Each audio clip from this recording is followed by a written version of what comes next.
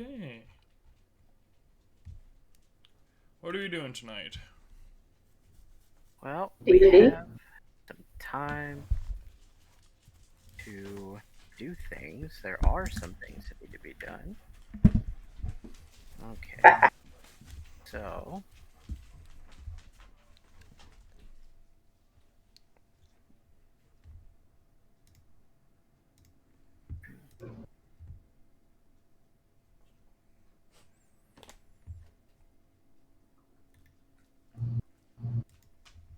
okay, and okay.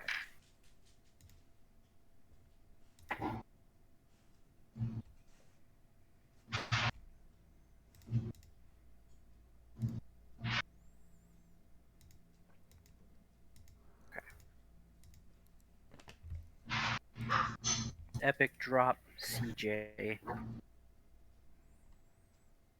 Yeah, you don't want an epic drop, CJ. It would be painful. Okay, that was. It might be fun to watch, though. No, not particularly. And then on this side.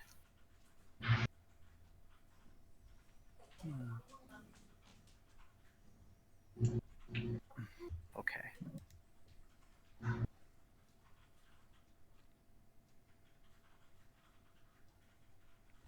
Just.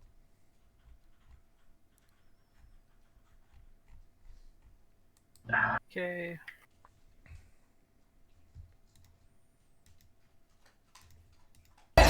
Beautiful.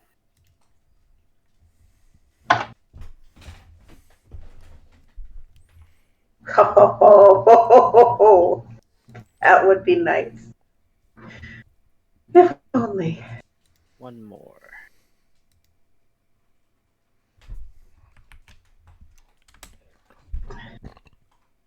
Triple fives would be one hell of a stunt.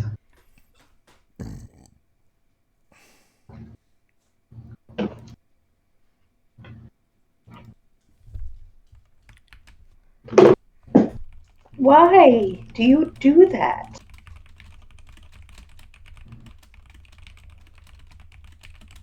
I swear you try to take up 3 times as much room as you actually need. This will not do. Yes, it Sorry. Was not. Okay.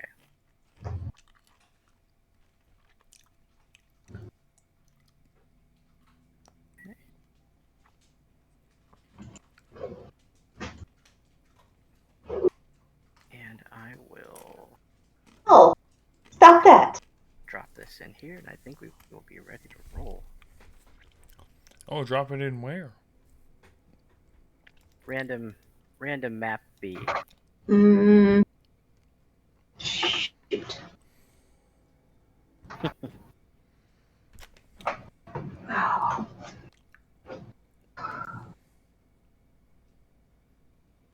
And that way I have good.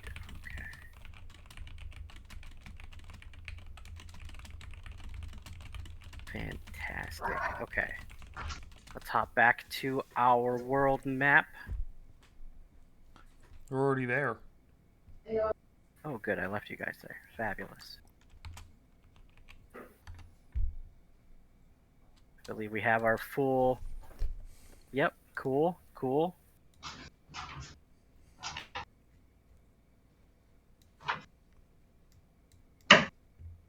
Why am I getting a billion pings? Because you love getting pinged. All right. You just I'm need back. pings, no pongs? No. Good. Okay. Ooh, nice. So, last time, you had all finished a very long dungeon crawl. Not intentionally, chased the rabbit a little bit, but had essentially finished out. You found a couple of secrets, sadly not all of them. came back to Luxlin, got some rest, got paid for your services. Gex did some stuff. I know he's doing stuff day one. I think we're starting on day one here with a couple of individuals. I think Rye, who was there? Rye, Vitani, Yes. Primus, and I think Gex ditched before the morning. So the three of you essentially would be prized, as Cathend and Keza are elsewhere currently.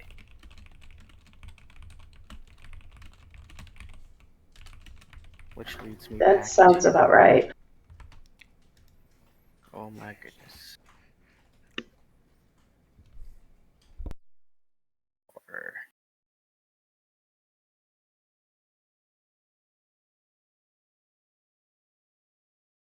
Sorry, pulling that up.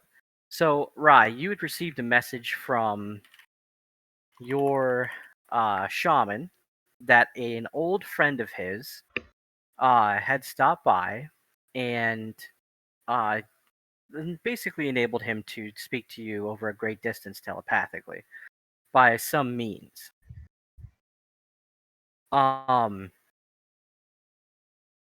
He then told you that they could be there pretty quick.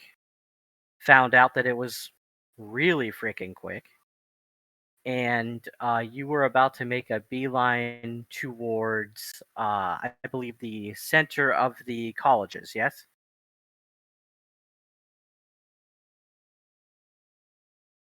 Yes, with the medicine book With the medicine book and and the the ball, flowers. right? Yeah, the flowers. At least the ones I hadn't given Primus. Right. With that, we'll get this going. Beautiful. So, Vitani, I know you're going to be Robo Erica today and be in the chat most of the time. Apparently, these mountains are now called the 69 Peaks.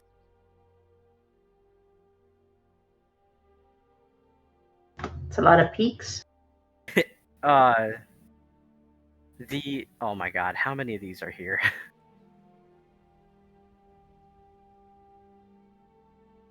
Lots. There's plenty of them. Yeah, they're just multiplying. So you, Primus, you are going to tag along? Yes, I will. I'll be joining. Okay. I know at the end of last session we'd confirmed that Vitani was, but I just wanted to make sure that you were too. Yeah, I was in the same building as they were, so I imagine I got involved in the wake up rounds. Right, and Gex would have been eligible to go too, but I think he left intentionally before everyone else got downstairs. So the three of you make your way across town. It's not as far as some of the other inns. It doesn't take, I would probably say 30, maybe 40 minutes from where you're at. The walking up, you do see a elderly drayling, and you can tell by their mostly I want to say silverish coat. They have a kind of red fur to them with a white center. But a lot of the red is starting to fade to silver. They are wearing a robe similar to Rye's robe. Their vestments, essentially the monk outfit. It's not quite the same. It does have some different elements. It has some natural things worked through it. Kind of depict what he is. He also has kind of a staff with him. He has like a little bit of a, I don't know how to describe it, but it's almost like a headdress on, and he's kind of just standing over some of the flowers, and you see him kind of wave his staff around here and there, and they slowly spring up and grow to life, and he's been kind of renewing the whole section of flowers. That they bloom and they're blossoming and they're beautiful. Given the time it took you guys to get here, he's got most of the square livened up. There are a few, I want to say, watchers, some people that have crowded around from the schools watching this little furry creature unfamiliar to them just kind of popping around and doing their thing and saying some very plain but true and somewhat humorous things here and there. And standing at a bench, flipping through a book, is a very tall elf. Elves, again, they reach maybe a maximum height of 5'8", 5'10" in this world. This elf stands about 6 foot. He has very high pointed ears. His skin is a very vibrant, kind of lighter tone with some silver shimmer to him. I think, not sure anyone would recognize this race of elf, but it's very different from any of the elves you may have encountered in this particular part of the land.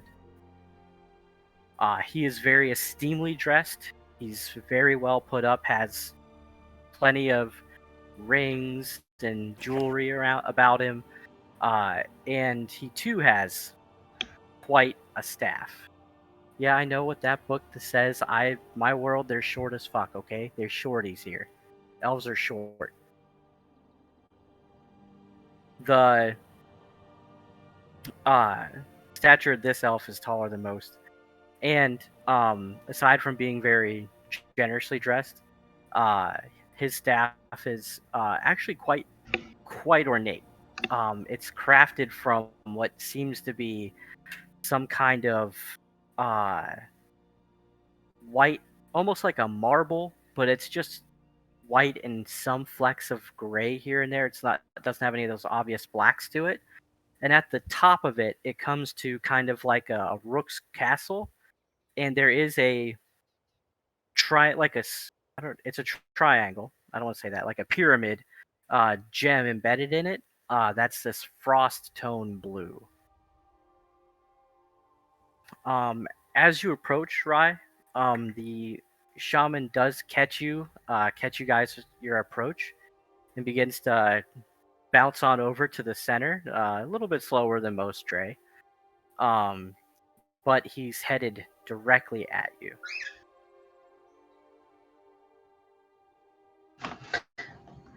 Sha! Right. I wave. This is Batani. She's a friend. The book. Hold on.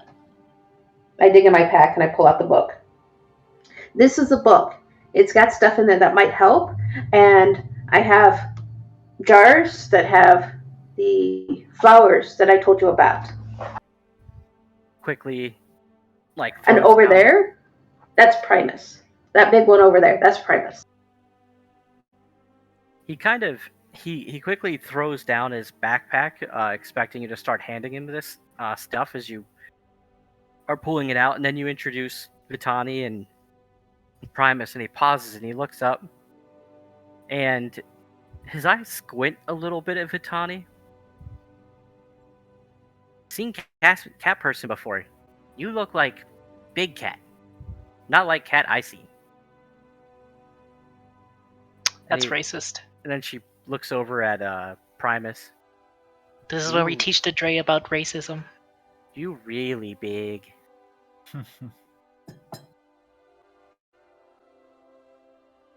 And then Primus will get down on like kind of hands and knees to like be smaller, less ominous and large,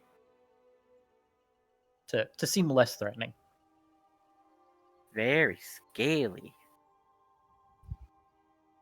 He kind of like steps forward.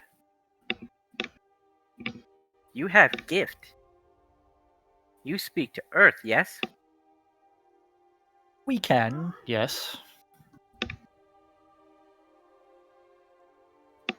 he is like Paragon.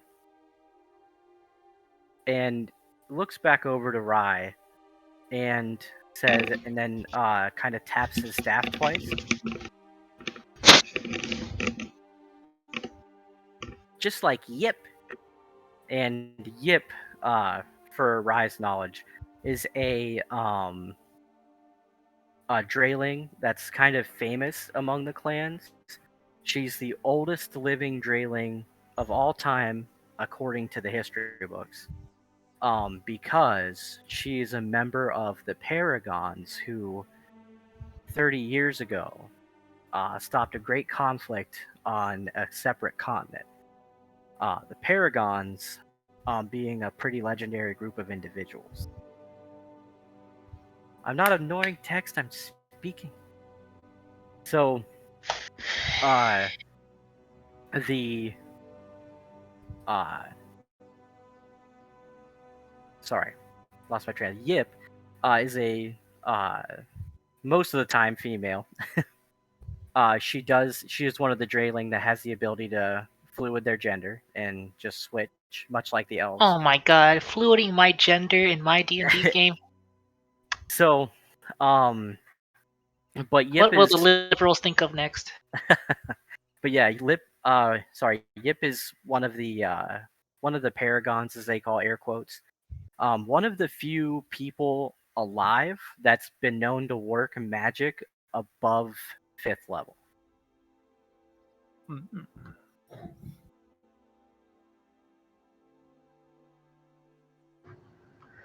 Okay, so Okay. And for, well, after she says her things to what's it called, Primus, she hears Vitani then add that she is Leonin and not a Tabaxi, and she turns to Vitani and nods a little bit. Yes, makes sense. You look like Big Cat.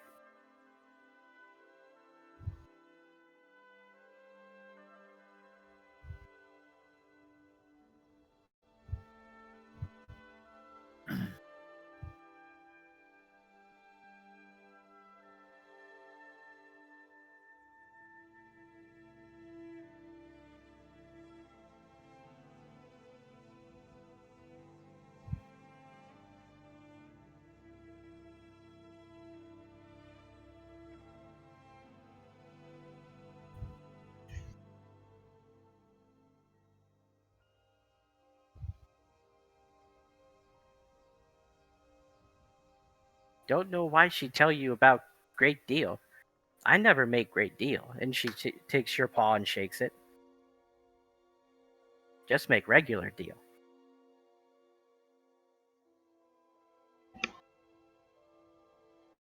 no, she means I talk good things about you. Pyro. Oh, shut the fuck up.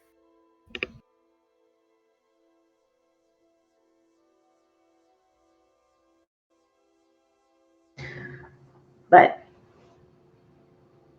between these two, they tell me this book it's a book on magical illnesses and natural remedies. That could be very valuable. That could help a lot. And these flowers, the yellows and the pinks and the purples, they were in this cave that had plant zombies and this crawling plant brain thing that tried to eat us. But it made the water poison, and the poison was making the plants sick and the people sick. So this might be a thing too. See, the shaman's about to reply when the tall elf behind the shaman, who's just gently walked up behind, instead makes a quick comment. Yes, I'm sorry, you said plant zombies. Yes, there were some that were kind of yellowish and some that were kind of greenish. They were weird. They came out of the walls, but they weren't regular zombies. It was like the plants were making them zombies. That is concerning. I was already worried about what was going on here with my good friend. But now you're telling me that there is instances of this blight elsewhere. Yes, it was a small village. Um, Primus made some antidotes for them. I don't know if they last, but it helped for a while. I understand. And he turns to Primus.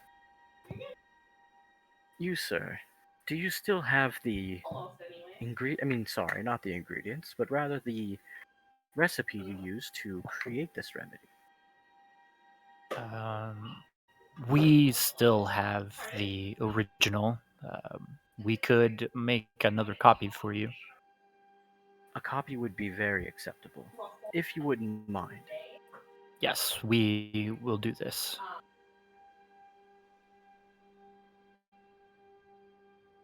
Oh, were you involved in the process as well?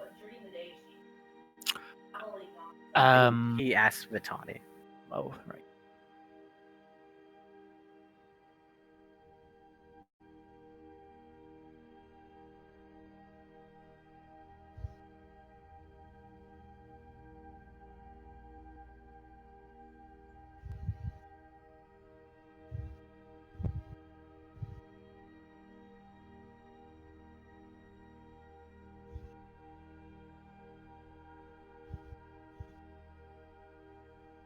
I understand.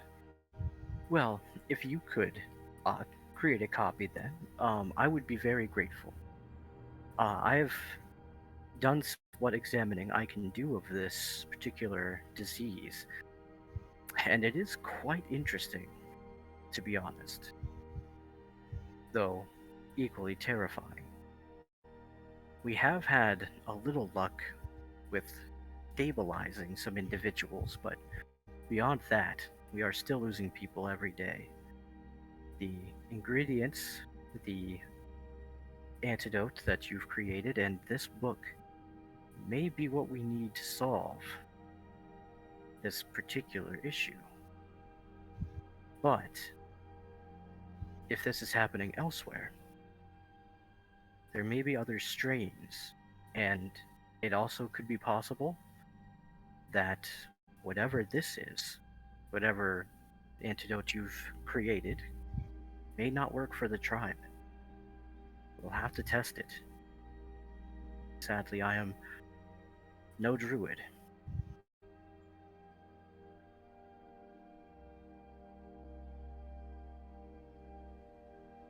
But it's worth a try. Yeah. And you do, you see the shaman nod. Yes, very much worth a try. And he self short. He Paragon too. And you see him kind of wave his hand and like just kind of lean over and double tap his shoulder. And the shaman turns his head like about. I lied, and the elf kind of laughs a little bit. It's too late now. The cat's out of the bag. But please do not share that piece of information with anyone. I try to be fashionable, but under the radar.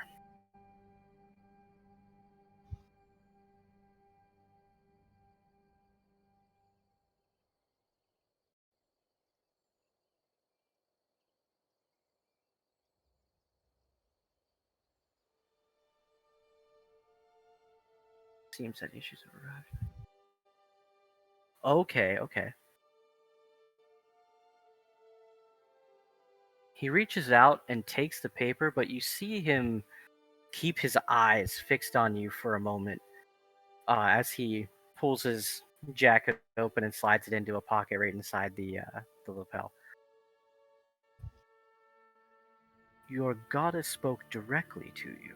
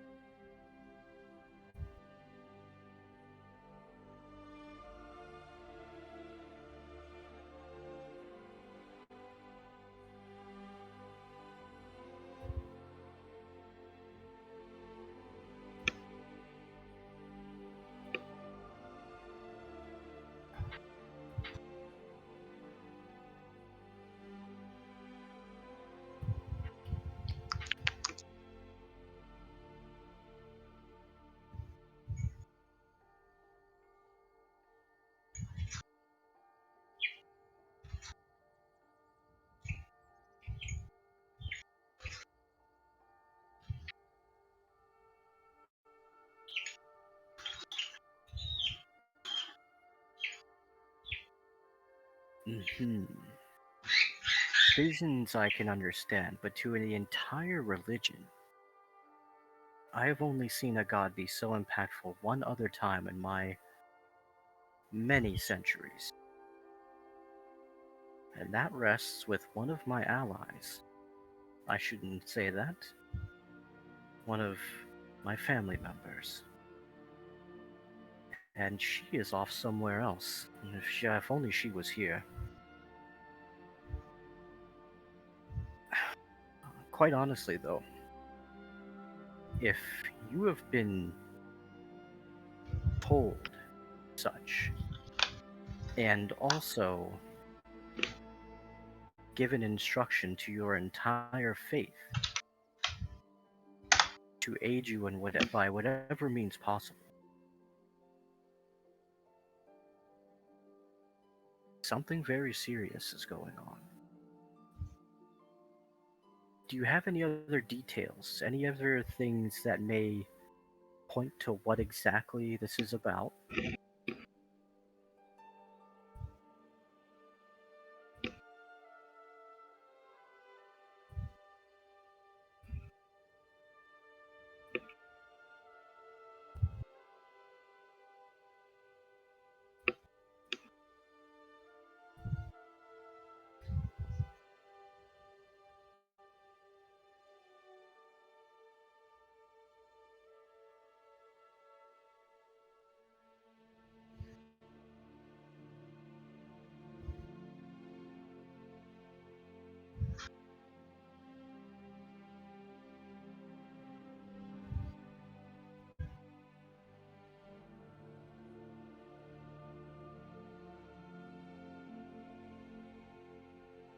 Hmm. So he takes the book, of course, and begins to read over it, see what it's about. Uh,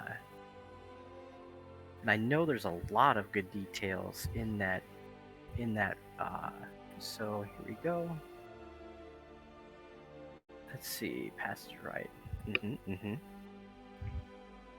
Mm-hmm. Right. Right. Funny, I wrote this and I have to read it every time.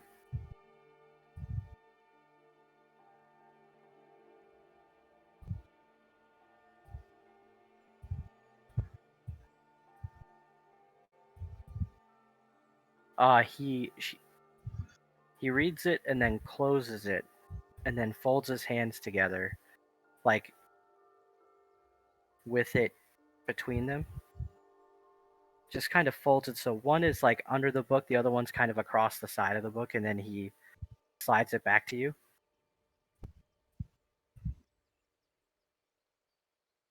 This is incredibly shocking.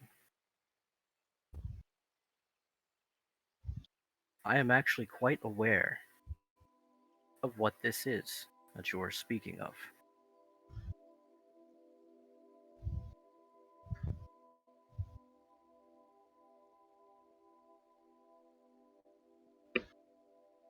Yes, maybe not entirely, but I had run across some, I want to say, journals in my past. One of which I believe I left in a library. The two, I read three, I think. I'm not sure where the other one got to, but the journals themselves had individuals who found strange items. From what I could deduce, they had attuned to these items, and these items had given them great power. From what I could find, and it took some very powerful magic, and I mean magic that is beyond most, to be able to even begin to understand. Each of these items, as it seems, connects to become a single thing. This single thing, from what I understand, is some kind of weapon that can tear through reality. It can also cut through, and this is very metaphysical. So you'll excuse me if this is a little disjointed, but it can cut through the weave of what is. It can remove certain aspects that we experience. I believe that by whatever arc this end is coming to, when it comes, which may very well be your quest, it could be someone else's quest down the road from you, after you, depending on what you do with this information. And actually, before I continue, did you ever find a strange item?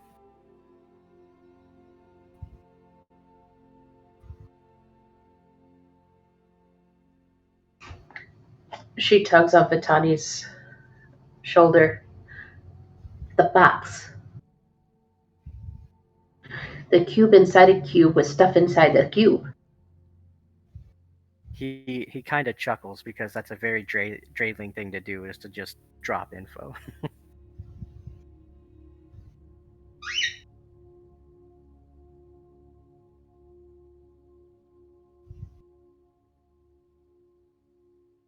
That's a very cool picture. I'm proud of myself.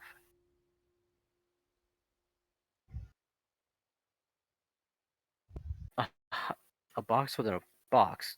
May I see it, if that's all right?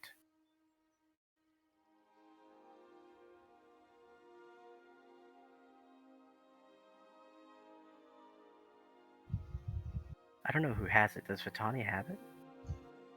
Okay, alright. He takes it and he sees the glass, and then the sphere floating within the glass. And he raises a brow at it, and then holds it a little bit away from him as he does a little arcane rune, and throws up a, I'm going to say Vitani would recognize, even though for divine magic, you don't necessarily draft arcane runes, you more draft symbolisms of your faith. There are elements that are similar, and I think you would pick up that it's at least a divination spell, which would kind of help you understand he's maybe casting Detect Magic or Identify, one of those two. Interesting. And it comes pretty clear after he says this. The magic hits the outside. I can see that this has a very powerful protective aura on it. But the inside is nullifying the detection of magic. It's like someone put an anti-magic field on the outside of the inner box, and the outer box was protected with a anti-physical field. But it's a very old spell. Something before current magic. It's a relic spell. It is defeatable. I've seen it before, actually.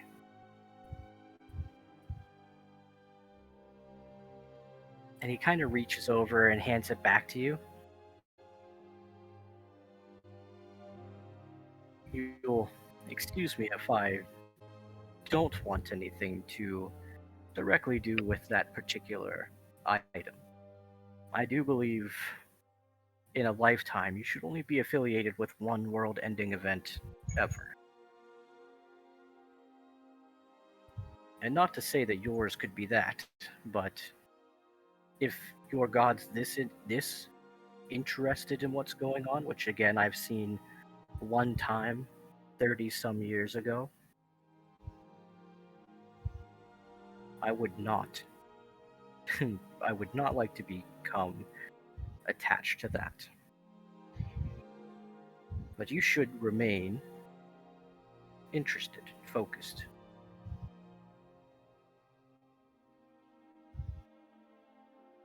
And unfortunately, I can almost assuredly tell you that because you are possessing such an item, and also, and I appreciate that, But also, I'm certain our paths will cross again. One thing I will say is that the item inside there, you should never become friends with. Leave it in that glass until it's time to take it out of that glass. In fact, and he does a quick little flip of his wrist and a small chest appears there, and then kind of out of the ethereal comes a chest next to his feet, and it makes like a thud when it lands. It's like and it rocks. He reaches down and unhinges it, opens it up, reaches inside of it, and pulls out a small hammer. It looks like a ball peen hammer, maybe like a rock hammer almost, and extends it to you.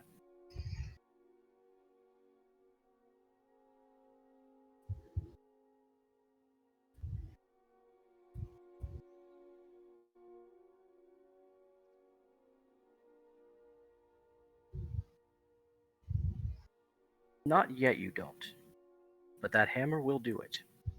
Just maybe have one of your travel companions keep a hold of it so it's not in the same location. But I know there will come a time where you need to smash it. This hammer is forged from adamantine. It will break that glass.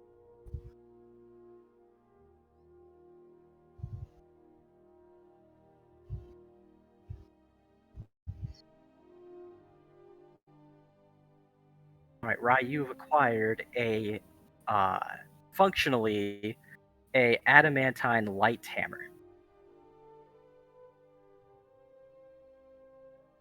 Ooh, what I can't use. Um, Well, I could if I turned it into a monk weapon, but I don't think it's supposed to be a weapon. it's I mean no, a light hammer is a weapon. It's kind of like the blunt version of a dagger.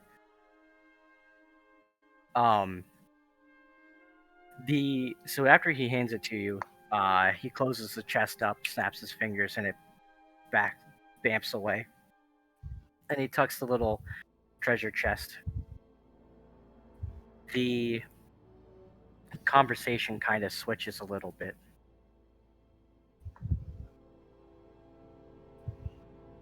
Whomever you're trapped with,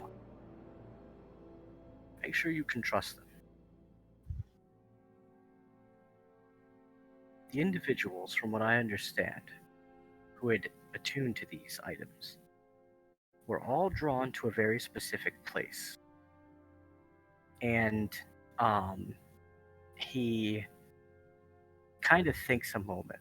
Does anyone have a map on them? We have one.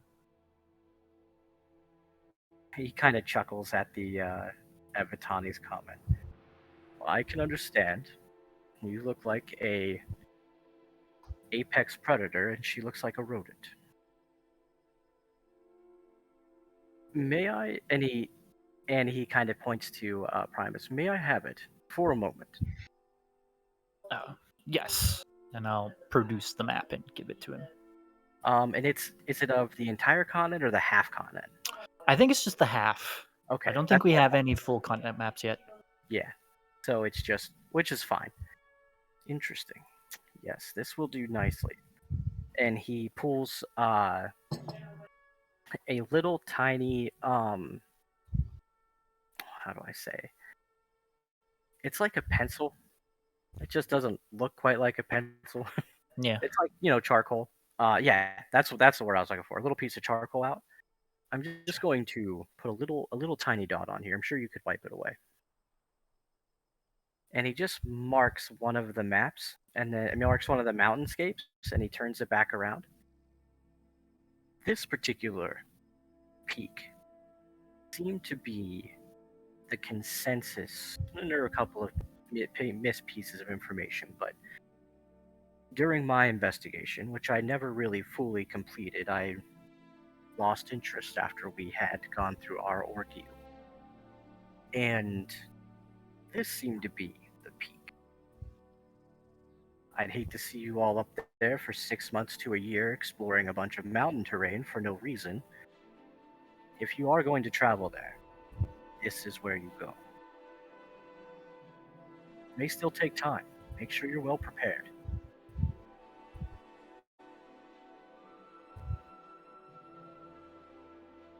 He hands the map back to Primus. I'll take a quick look at where he marked. And I'm going to move this blue marker to this mountainscape. A little bit, a little narrower now. In this direction. What I would suggest, and he reaches over and points his fingers. I suggest you take the road from Luxlin to Resk's Look over to Green Ridge. When you hit Green Ridge, travel north by the river. It's the safest route. You will come to Far River. Once you land at Far River, which is this town here. Oh, that's a town. I thought you just named the river Far River. Nope. You can see a little town above it. It's just faintly noticeable. Once you reach Far River, you'll continue to travel northwards, but you'll at least be able to get in a good night's rest before you continue on. Once you get to the mountain peaks, however, the problem is that if you go through the mountains, you could save yourself a little bit of time for some danger. If you travel around, I would try to avoid the forest. It is the home of a very ancient being that I would hate to see anyone run into currently. Even us survivors, we'll say, would struggle against that entity. Take the other way around. Take to the base of the mountains. Go over the hills, and then come from the back. It is a great distance longer, but it is much safer than the other two routes.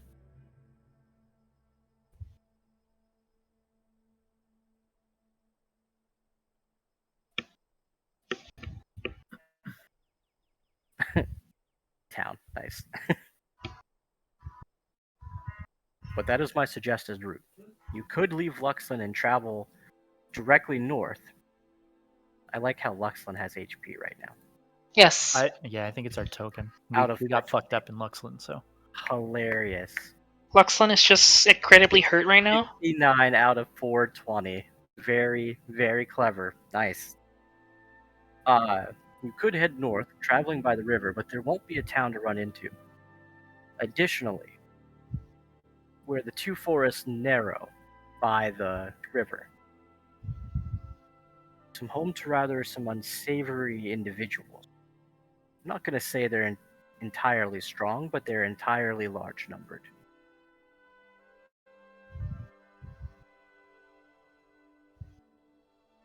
If you see let's say around 10 small green creatures, there's probably another couple hundred nearby.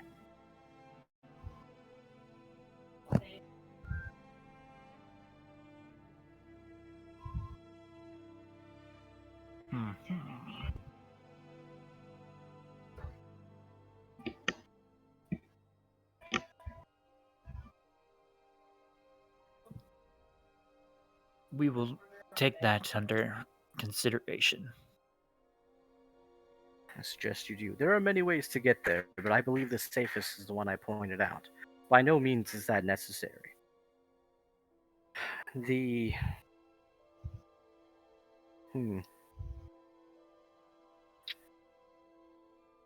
Very strange times. Interesting, almost. Looking across all of you, it's almost like looking into a small mirror without an elf.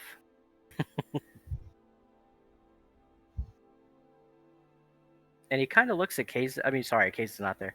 Nope. He was gonna make a comment, but irrelevant.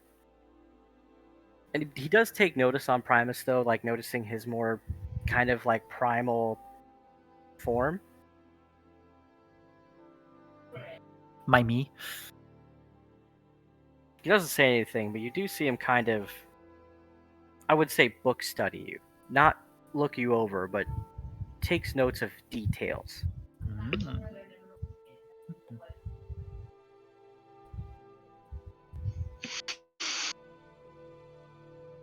But, I apologize. I ranted a little. Shaman, you've collected what you needed. And the shaman nods his head emphatically. Yes! Much help. Knew sending Rai was best idea. And he kind of pops over and gives Rai a nice big hug. Good, good, good, good. I will keep looking, and if we find more, I will let you know. Yes, please do. Not sure I can show up again. Friend only came because I asked. That's okay. I think our journeys might take a while, but it should take us back in that direction. Oh, I hope so. Remember to stay north of desert. Desert really hot. Well, I see. we could find a route underground, maybe. Don't know if those tunnels connect under the desert. And his eyes kind of open up a little wide. If their tunnel that big, I got to see. That would be fun. And again, you see a very humored elf standing behind you. Well, if do you have any other questions? If not, I believe we need to get back and continue my work.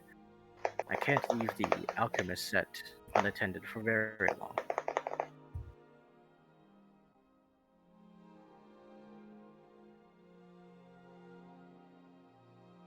And he kind of looks at Primus, he looks at Rai, and then looks up at Tommy. I don't know. You told us a lot. Some of the stuff I didn't understand, but I think she does, and he might. So I think between the two of them, they might know, maybe. Perfect. And if they know, they can figure out who to find out to find what needs it. Very good. A tiefling and a kobold, you say? I have a tiefling friend as well. And the tiefling... Well, Hmm. hopefully wherever he found his home, he doesn't have 300 children at this point. And a cathedral... Yeah. Hmm. I like how that was out of character. I'm wondering. I might have already met this tiefling. I don't know. I might have also already blown her back out twice, but it's okay. No, the tiefling friend's a male. Okay, yeah. I mean, that could also be arranged. Okay, well, whatever that is. Keep your friends close, Vitani. Fate does not always revolve around one individual. And sometimes, fate has a cost. And you kind of see for a moment, the shaman's head kind of droops a little bit. And then he looks up at the elf. Shaman ready.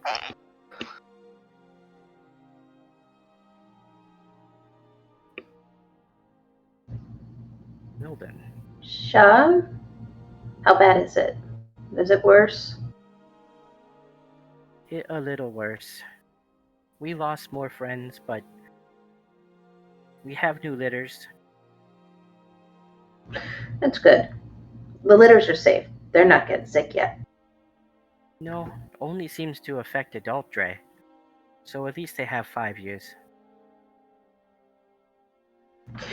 That's good then. Mm-hmm. No new people coming in. Don't bring anything in. Yes, we quarantine. Okay. Doesn't If seem to be affecting Elfriend though, which is strange. maybe because he's magic. I have a different theory. Do you happen to know anything about, find any notes, anything related to how that stuff got there? All I know is that it started in the heart of the clan, and people started getting sick there. We thought it came with travelers who brought goods, but then we stopped letting people in, and we thought it was done, but it just got worse, and then it started to spread outward. Mm-hmm. And the drailing on the outside near the exits and at the top of the cliffs, they were fine. I also noticed this. Surprisingly, the blight has not traveled that far yet, but it is spreading.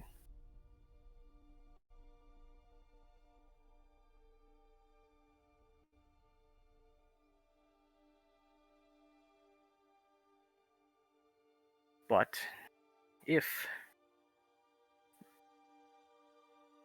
this is true,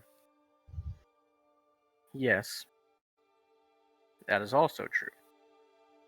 But from what I've seen in the caverns, the stone itself has a bit of a shade to it. When you get to a certain point, it lightens up. I've noticed that Draylings who are about 6, 7 years old, who can definitely get sick, placed just outside of the reach of that shadow, never contract the disease, which means whatever it is spreading over the stone.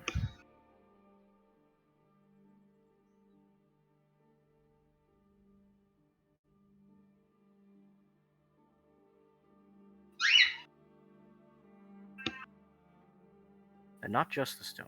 It does aggress over pretty much whatever's in front of it. Dirt, rock, sand. Hopefully we can prevent it before it exits the cavern, but if it starts to spread over the entire mountainside, we could see a severe pandemic. I mean, endemic. Epidemic. God damn it. That's not good. I ran across one other drailing, maybe two. If I see another clan, maybe I'll ask and see if they're getting sick too. Mm-hmm. That would be good. If you find yourself in the mountains, the northern mountains, the snow-capped ones, and the very, very tips of the earth, of Terra, you will run into the ancient clan of Dre. I would like to know how they're doing specifically. But only if you find yourself that far north.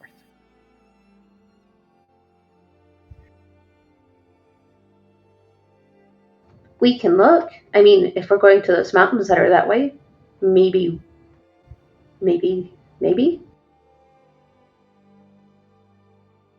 Maybe. With any luck, those damned swamp Dre are getting sick. And you see Shaman kind of like turn and knock his shin with her staff. He kind of hops a minute. He doesn't like the rude Dre.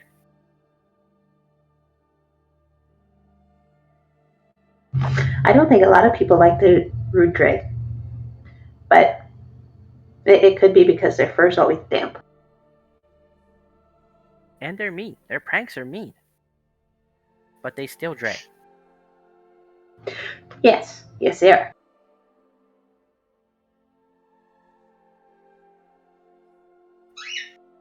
All right. And he kind of leans down and like rubs his shin a little bit. let's be going. It was nice meeting all of you. Nice meeting you too. I didn't get your name. All I know is that I shouldn't call you Elf. Right. You can call me Cax. To tell you my full elf name would be a exercise in futility. Tongue tie? For humans, it is, or any other race realistically, it is extraordinarily long. Okay, Cass works.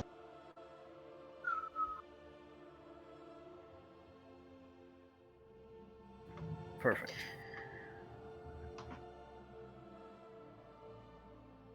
I can only do this once more, good friend. This will be a one-way trip back home. And he puts his staff on the ground and draws an arcane sigil in the air that seems complex.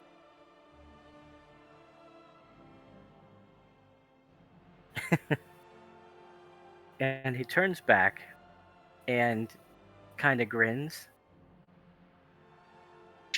He honestly hates this. And then he pushes his hand to the rune, and you kind of see them as if their body like blurs into two different places, and they suddenly shunt out of existence.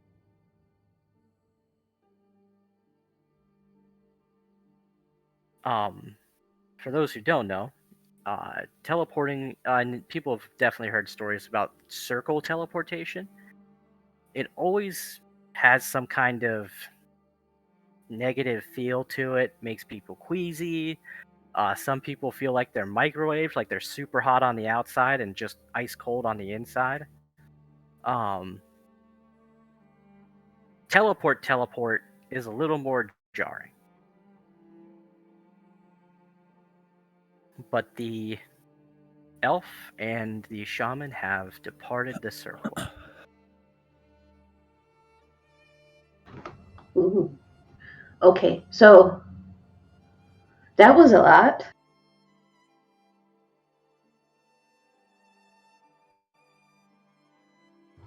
So, are we heading north now? Or are we going back to Greenridge to fix the murder thing for Keza?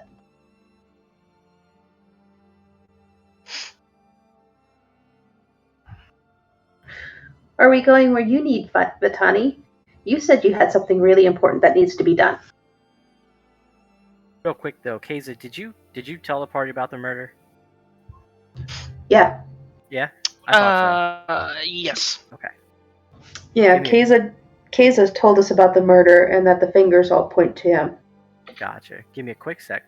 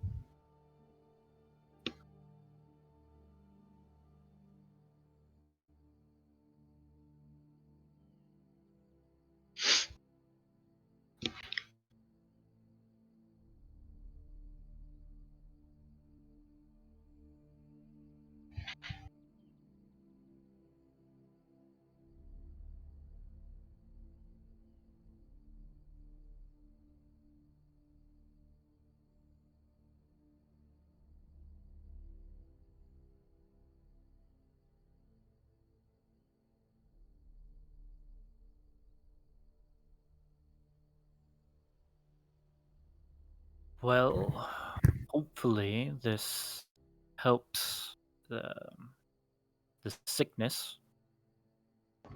Right. I hope maybe stems it or stops it. If it stops it, it would be really, really good.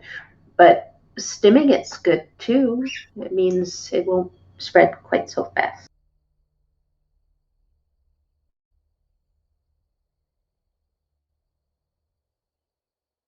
Yes, we may need to look further.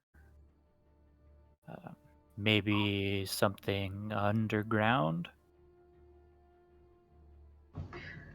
Maybe that plant was underground. Maybe there's more of those plants. Hmm.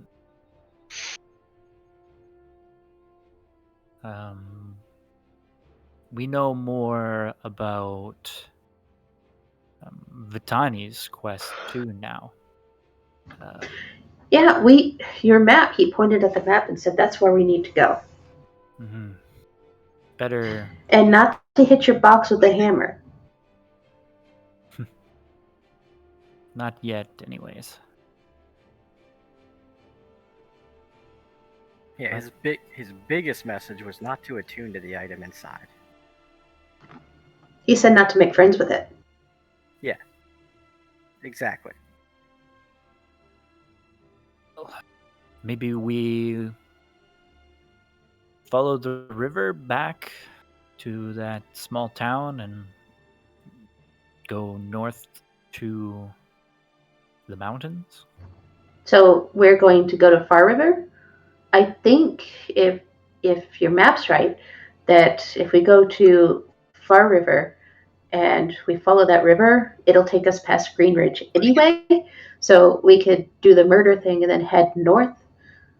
Because then we can take care of Vitani's thing, and if we're heading north, maybe we can see if the ancient Dre are okay. Ancient Dre are in the White Mountains, right? Yes, they're up north in the white waste.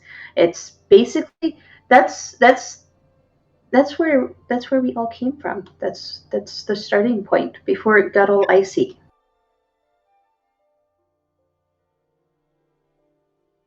We would be I have a interested box. in seeing these White Mountains. I do have a boxed out.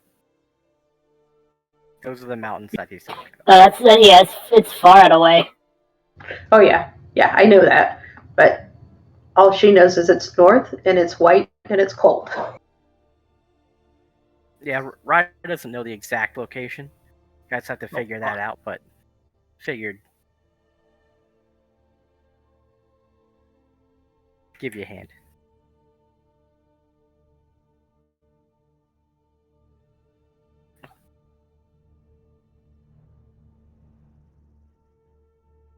Just a little ways away.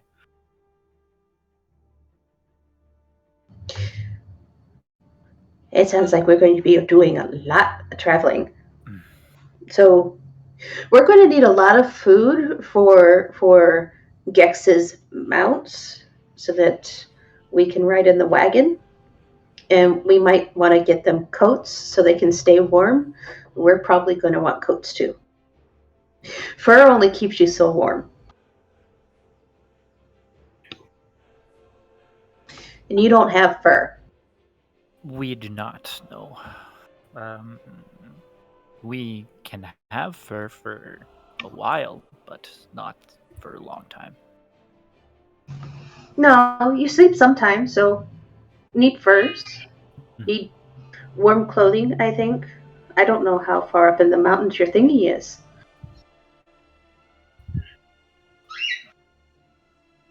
We do not know either.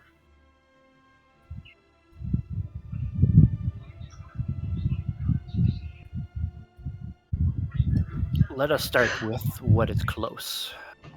Okay, so we ask Kiza first and find out what he wants to do. If he wants to do find out what's going on in Green Ridge, or if he wants us to go around Green Ridge and go directly to the river.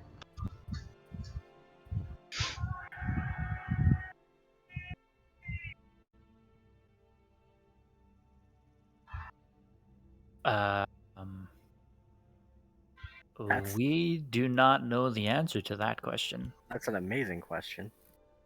Oh, can you be a sheep? Oh, that would be nice. Wait, tiny sheep or giant sheep? Or just regular sheep? We would need to see see, we have not seen this sheep. What about a paca? An alpaca. They have lots of fur. Do they live in the forest? No. No, Have we I think they're probably haven't seen one then. Yeah, Primus primarily knows about forest animals. But we went to the village of Willow West. Didn't they have furry That's animals? Willow West, I don't believe herd sheep, but you pass through Rusk's Look, and you certainly would have seen a sheep there. So you can definitely add sheep / goat, essentially sheep goat. I think they share the same stat block. Let me see here. I do have sheep. I will add sheep. Oh yeah. Let's see if goat. Whoops, that's an S. Vitani, how long would it take you to weave sweaters? Coats?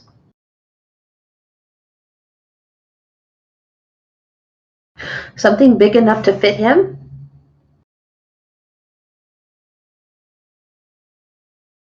Oh yeah, goats. Goats and sheep. Okay. Yeah, if I've seen them, I have them. Yeah, it says. Okay, yeah.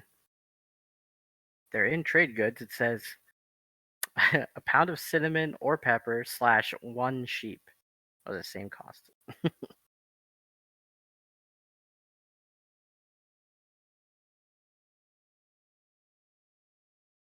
We would need to test first, but we can try. Vitani asking the important questions. Right. I mean, if it's free winter gear, right? Could be. Vitani can make it. These are like a bunch of what ifs in D&D, huh? Just like if you just put on fucking small armor when you're shrunken and you grow big, does it fucking stop you from growing, or do you just get fucked up by wearing small armor? You just bust out of it like the Hulk. The armor grows with you. It's magic like that. See, D&D is full of wonderful things like that. I would I would think the sweaters would be one size fits all. Well, that'd be like if I cast enlarge on myself and then transform into a sheep. Is there more wool then, or does it shrink back down when I change? Is this a money laundering scheme? It's magically enhanced, so when you shrink, it shrinks. Magic wool. It gives us that's plus how one, that's plus why you one sell it. snow gear now because it's magical. That sounds like an amazing scam. I'm just saying right now. You just sell the wool while you're still enlarged, and then when you leave before it shrinks back down. Fucking That'd be a very Vitani's just fast trying to figure out how conversation. she can corner the market on wool here. Yeah. Wait, but how long does enlarge reduce last? I think it's It's only just a a minute. minute. Yeah. Never mind then. If it was 10, you might be able to get away with it, but No, not even. Like, because she would still have to. Like, I mean, maybe if you wanted to sell it right away, you could Yeah. shear him and then run it over to some dude, sell the thing, and then run away. Oh wait, can't sorcerer learn enlarge reduce and they can extend spell? Yeah, so make it 2 minutes. Yeah, they can totally do that.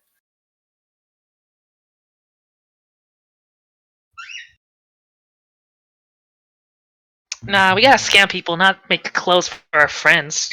What are you, kind? Well, it's going to get cold and I would like to be warm. You're already covered in fur. Well, yeah, but fur only goes so far when it gets icy. So, to bring us back here, you guys can talk about wool markets in a minute. So this is technically day 1 of your downtime. I know that Primus and Gex have things they're doing day 1. Is there anything you guys wanted to accomplish today outside of? Because I know, like I said, Gex, Primus, they have things they wanted to do. Shoot. We're going to go out to the farms and we're going to steal the sheep fur. Well, we're going to steal the wool while the farmers are cooking. Whoa! Damn!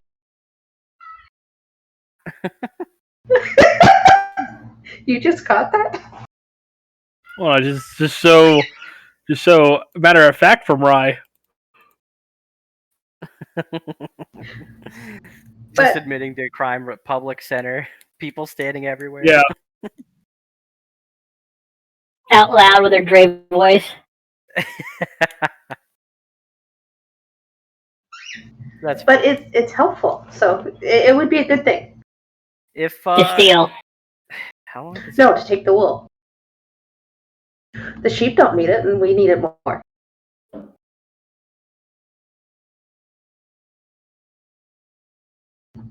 I'm sure it'll only take most of the sheep for Primus. if Maybe half a sheep for me. if Primus is okay with being sheared for 30 minutes, I mean, I can be a sheep for 2 hours, so. yeah, I mean, I'm just saying if you're okay with laying down and getting cut. We can certainly try it. All right. You become a sheep. Then Vitani uses her equipment to shear you, which I do not think I'm going to make a roll for. I mean, it's a pretty base process. It'd be terrible if you were fucking that up like 1 out of 10 times. I'd take 1 slashing damage. Ow. Just poof Transform back into me. back. Yeah. But I'm going to say if you take 30 minutes, you can successfully remove the wool from Primus. He'll be a naked sheep. And I mean, there's no adverse effects, and he's functionally a sheep. Now I'm a goat. No, now when he turns back into lizard folk, he's gonna be scaleless. Yeah, I have no more scales. Now the real question is, if I revert back to me and then transform back into a sheep, am I fully furred again? We Yes, could try that it is and the see. We double shear. Yeah, is he playing the same animal every time? I would think that it would change because, I mean, I've seen the Drailing Shaman change shapes, and not all the shapes have the same fur. So maybe if you turn into a different sheep,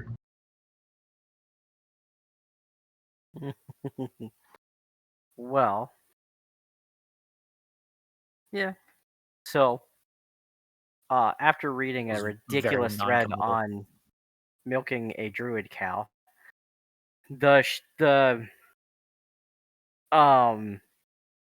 yeah, the wool remains, and when Primus shapeshifts back into a sheep, it's like, because it's weird because it's just not related, but it kind of is. I'm gonna say, why not? You're still a furry sheep when you shift back, but you cannot. This is the dumbest thing I've ever heard. You cannot milk a dehydrated cow. Well, duh. Fucking common sense. So yes, you have acquired, Vitani, a bunch of wool. 2 sheeps And worth of wool. Primus reshapes and again has his wool. Now, how many wool makes a coat? That's interesting. well, Primus is a big sheep. I'm at least 2 sheeps worth of wool.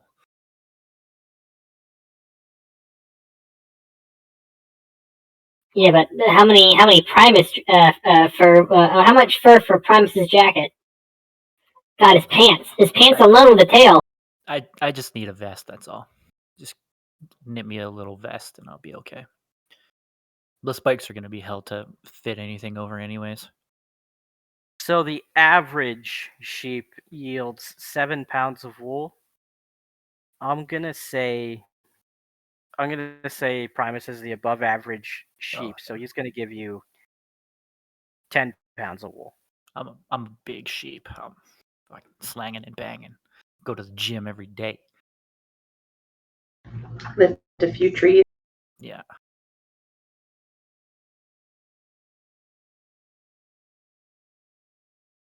And Hey, how do you carry all that wool without it flying off? Do you have a bag? weighs 1 pound, and then just checking something. D&D 5e weighs 3 pounds. So you could make 3 outfits for medium creatures. I'm gonna say 3 pounds will make enough for 2 small creatures. So 3 pounds per outfit with the wool. Is this for snow gear? Yep. So you're gonna have 20 pounds of wool because you sheared him twice. Why not? We got a Vitani. Apparently, question here. Vitani has a question. Yeah.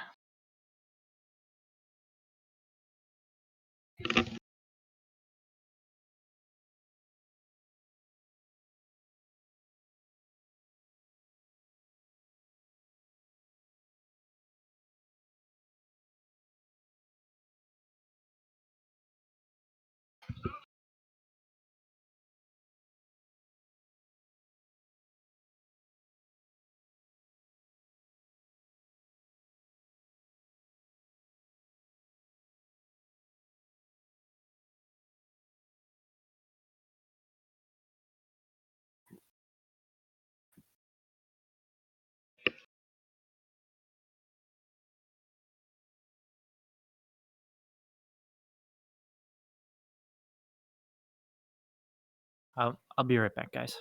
Yeah.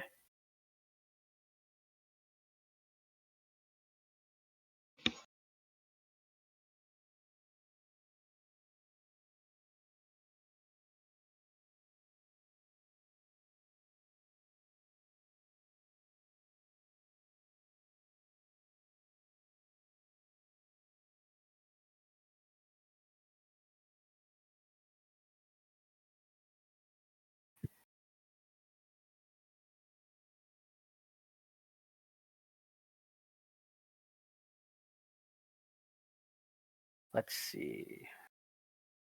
Can I use my painter's supplies to dye the clothes, or does that need to be done before? Because Vitani made her own clothes she's wearing. That's true.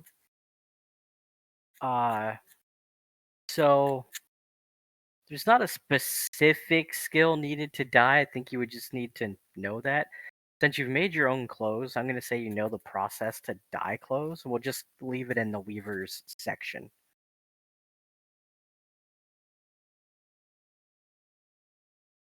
Okay.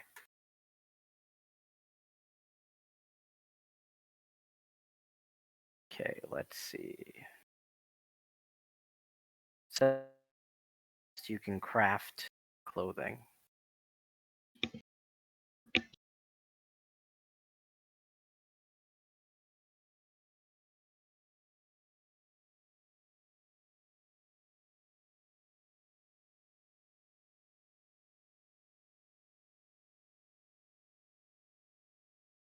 Yeah, that's fine. So Vitani effectively has the means to craft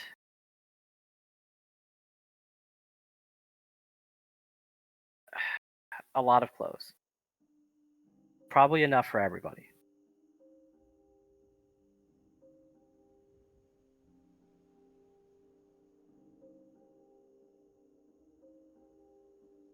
Now,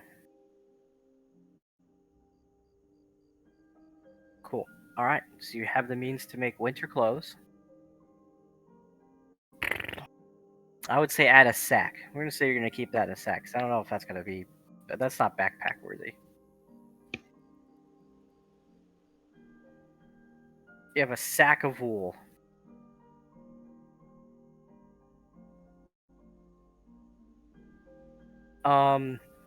So that's at least an hour, and then Primus goes and does his thing.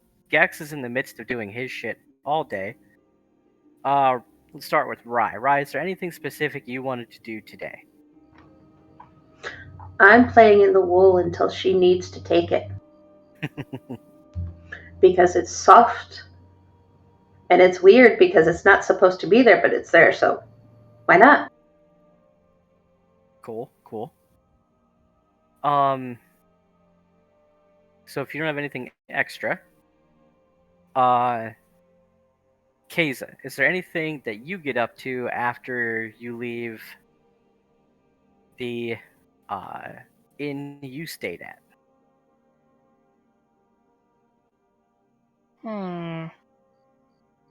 What was that called? Forgettable Wish. After you leave the Wish.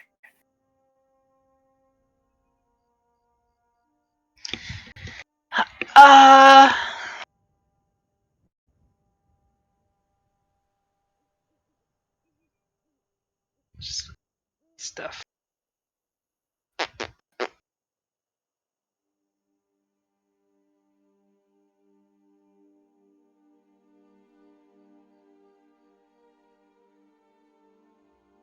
Pretty good on everything up here right now.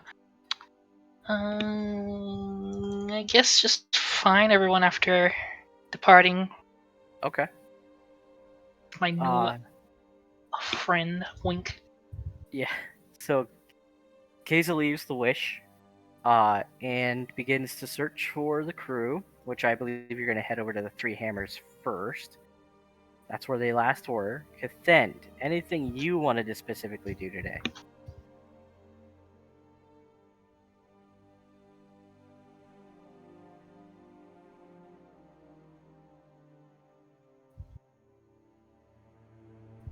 Okay. Take that as a no. So,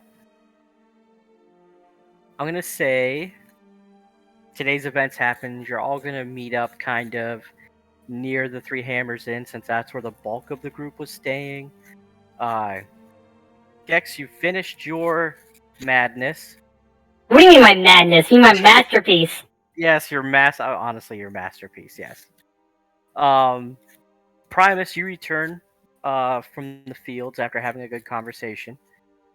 And the rest of, Vitani's been locked up in her room for most of the day, but has come down for dinner.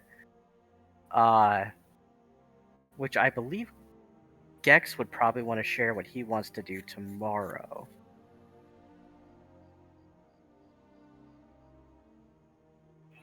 Aha! Yes!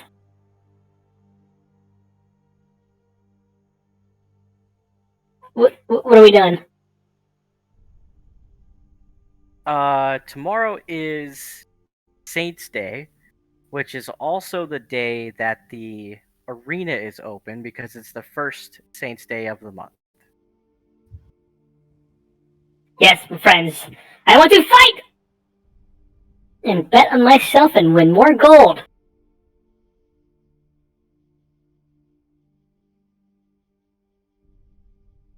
Hello? Yes. You guys wanna fight? Earn money? Kill some tall fucks? I mean, not kill, but in that big word sense. Looks at my Assimilate? pocket full of 800 gold pieces. You want to fight? Oh, wait. Hold on. Gex? Yes. Lisa, I have stuff for you. Huh? What? I have stuff for you. Okay. So I'm going to dig in my pack, and I'm gonna pull out those old, ancient, dusty bottles of wine and booze, and I'm gonna give one bottle of wine and one bottle of booze to each of you. Okay. Because you both like the stuff, and you guys fight over it. Rye grab these at random. So 1 wine, 1 booze each? Yes, so you have a bottle of... Oh, hold on. Because I got 1 good bottle, 1 really bad bottle. you got... No, they were good bottles. You don't know. No, it was dusty and old, just like they like it. Okay. Sadly, both bottles of wine were basic bitch wine, so they're not anything special. They were just normal for their time, and they're normal for today's. Like, nobody knows. If you had a 30-year-old bottle of Kinwood wine, it would be a 30-bottle-year-old of Kinwood wine. Okay. So you can add to your stuff if you want wine. You have Yes. 1 bottle of wine. Now, the other thing. The whiskey bottles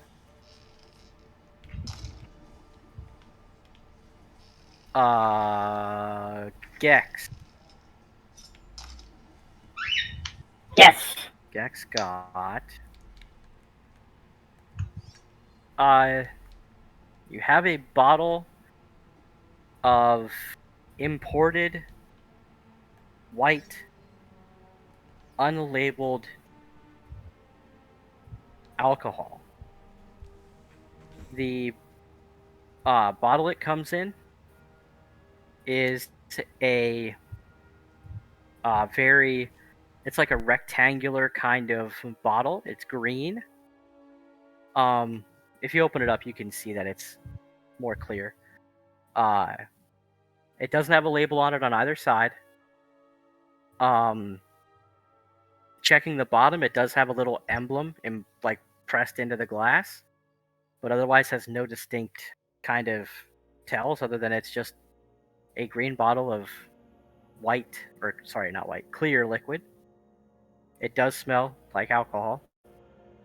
Keza, you have a bottle that has a faded, almost unseeable, kind of like slightly peeling label on it. It has a blue kind of like color to the very top of it, kind of like a header, if you will. Mhm. And the words and stuff have kind of faded from the bottle. It doesn't have like the ink has been kind of peeling off of it. But the impression on the paper, like as you run your hand over it, it's not super expensive. It's a 50 gold bottle of whiskey. It just also so happens to be your father's favorite brand.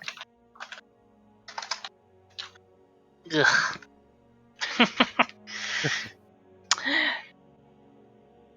It's still in production. You can get this whiskey most of the time. Turning it to its back, it's just blank. It is like a kind of like a square, like a standard bottle, like a square glass bottle with some design on it, but it's mostly like you've seen the label, you know it's a very fancy label, but it's not super expensive. It just has your father's preferred flavor to it. Yeah, my father has a really bad taste. But yes, you have a 50 gold bottle of whiskey. If you want, you can check out Gex's thing if he wants to let you look at it. I mean, it's up to him. I have my bargaining chip already, alcohol-wise. Alright, since we're handing out stuff, I got some other things for you tall fucks. And, yeah. Alright, to Primus, I have the Jade Tigre. Tiger? Tigger? El Tigre. It's a tiger. It's a tiger. It bounces on its tail Oh my because god. that's what tigers do. Alright, I handed the Jade Tiger to Primus. And Fatani! Fatani!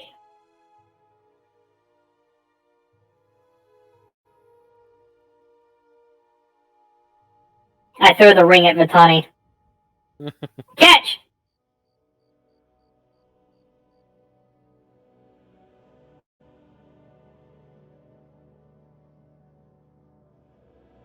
I want to see her roll. Make her roll. No, she can catch it. Diamond ring. The diamond ring. Okay, so Vitani, diamonds, as you are aware, are very, very exclusively rare on this planet.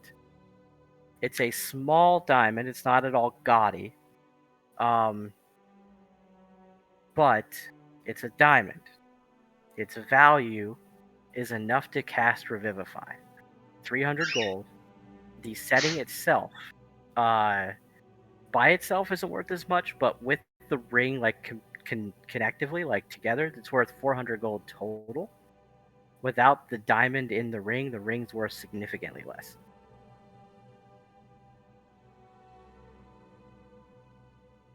Alright. Okay, and I think that's it. Alright. Yes. Also, I bought some stuff for the wagons. And there's some stuff I don't want anybody fucking touching. You hear me? No one touch. Look at you, fucking Keza. I haven't touched anything ever.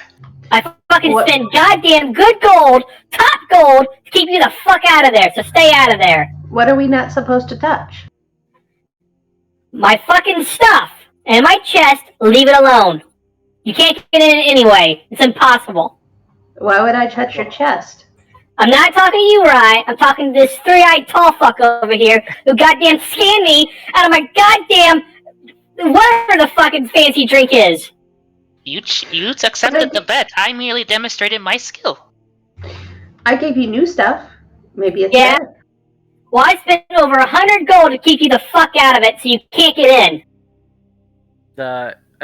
So on the wagon now is a chest that has a bunch of chains around it with 4 locks. No, 5 locks. Five locks. 5 locks on it. Literally pay top gold, keep you the fuck out of there. It's not like you have anything that I am interested in. Oh, that's what you think. CJ knows. How much do you want to bet that Keza can open it? Keza can't open it. It's impossible. She can't lockpick it. Or he can't lockpick it. Can I lockpick it? No. I paid top gold so that nobody would. Nobody can. Would you like to bet 50 gold and give Keza an attempt? I'll bet you. How much gold you got? Oh, I don't bid all my gold. I'll be bidding you 50. And let Keza Nope, too determine poor. the winner. Nope, too poor. Not interested. So you're Too broke. so you're admitting defeat. That No, Keza I'm can't- saying not worth my time. I paid top gold. He can't get into it. He can't lockpick it. It's impossible. Ah, but you don't want to take up a bet to prove that it's impossible. No, put your money where your mouth's at. Put all of it down. All in, all or nothing. I don't bid all my gold. What are you, chicken? Never No. seen such a tall chicken before. Well, chicken's around your size, but that's beside the point. I've never seen a chicken that big.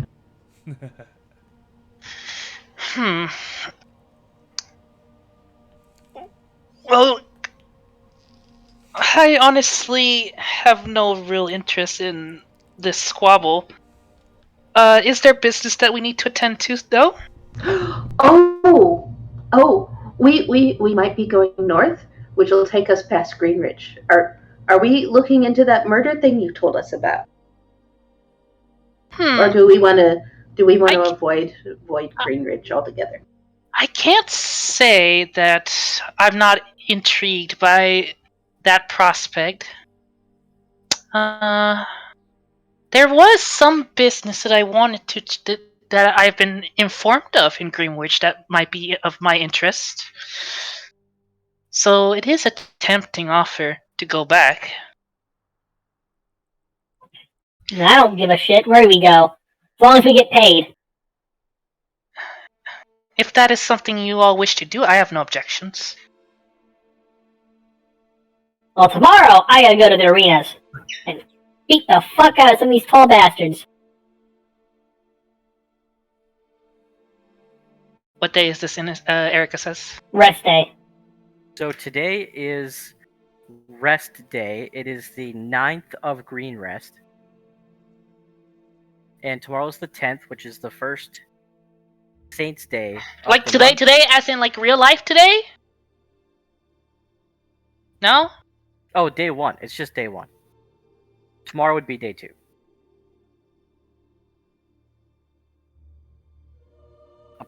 Apologies. Right, I got you.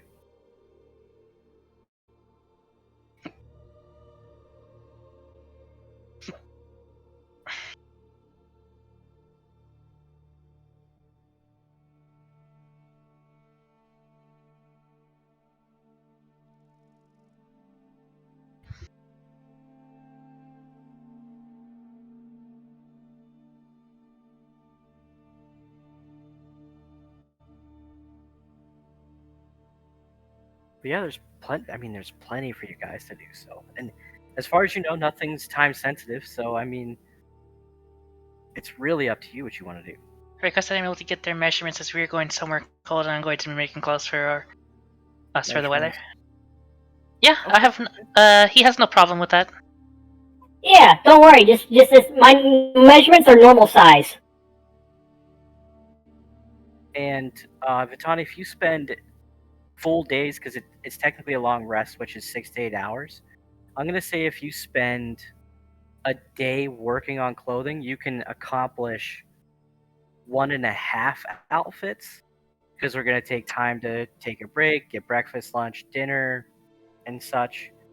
So instead of over a long rest, I'm gonna say in a day you can do 1.5 clothing and have. You guys have 6. I'm gonna say 5 days you could craft for everybody, because Gex and Rye are both small creatures, so you could accomplish them inside of a single day. Oh, CJ, there is one thing I want to do during this time as well.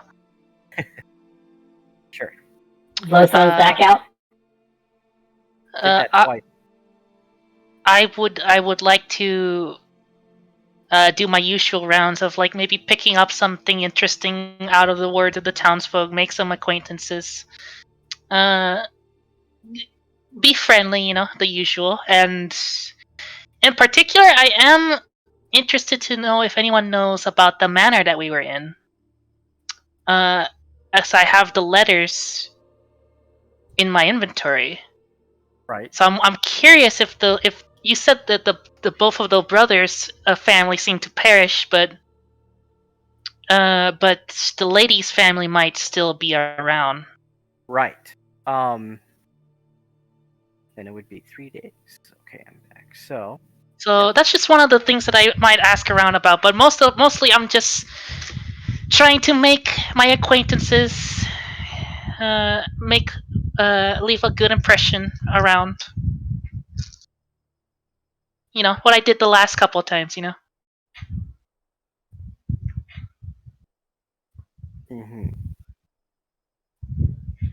Yes. All right. So we're looking specifically for something during conversation. I'm going to. But just also out of character, guys, we've settled on the idea of going back to Greenridge, right? Yes. Okay.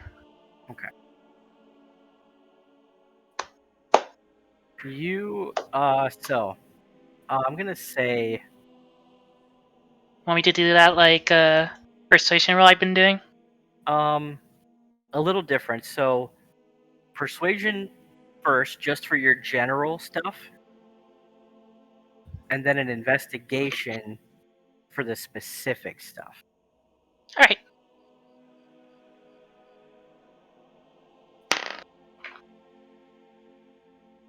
And a perception check after the investigation. All right. So persuasion is a flat 20 modified. Okay, that's good. And investigation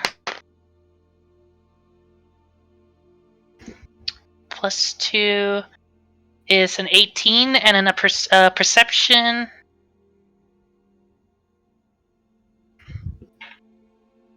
eyes. What's my perception +2? A 15. Not bad. Good rolls. So 20, 18, 15. Just went down. Yeah. So I typed them in. So your general persuasion, having done this in a particular sector of the town, I'm going to say you do this in a different section, just to kind of see if you can connect with new people, essentially. So I'm going to say away from the area where you'd find the Forgotten Wish, I'm going to say you're more in the Three Hammers part of town. So this is your more, I would say normal kind of people. You encounter some interesting stories, just like, people telling you about their lives, about some interesting things that had happened to them at some point in time. A guard kind of tells you a bit about how he was able to apprehend a particular thief by outwitting him, which doesn't sound super smart. Like you'd probably deduce that the thief was small brain. I mean, sorry, big brain, not small brain. Yes, big brain. You would also kind of just hear some random gossip about who's doing what where. Uh, Nothing of consequence. You figure out it's just just people talking about other people. But whenever you bring up the mansion part, hey, we were just I just hear talking about that mansion. I heard there's some weird things happening. A lot of people do know to say, yeah, you know what, you want to stay away from that place. I hear it's haunted. I hear it's this. I hear it's that. Some people have heard, like, the birds have stopped shitting everywhere through today, thank God, because they heard some people went there and it was able to kill the curse or something. They overheard some small kobold telling them they took care of it. Hmm. Yeah, someone got fucking paid. And any kind of, there's some stuff about that, but I'm gonna say there is an elderly gentleman that's he's kind of hanging around the bazaar, just kind of sitting at a bench, looking out across, just like watching people. When you come over and you talk to him a little bit, uh, he nods and says, yeah, it's too bad. Basically, it's too bad what happened to the two kids of the family.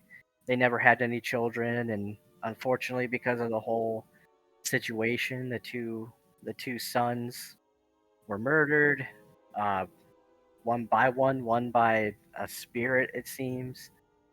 Uh, and that poor girl who was caught in the middle of it, uh, also murdered. It was just a whole tragic scene. Um, and when you get around to, kind of asking about her family, they did live in Luxland at the time. Uh, Damn, I just gotta get her goddamn name. the Ashfords.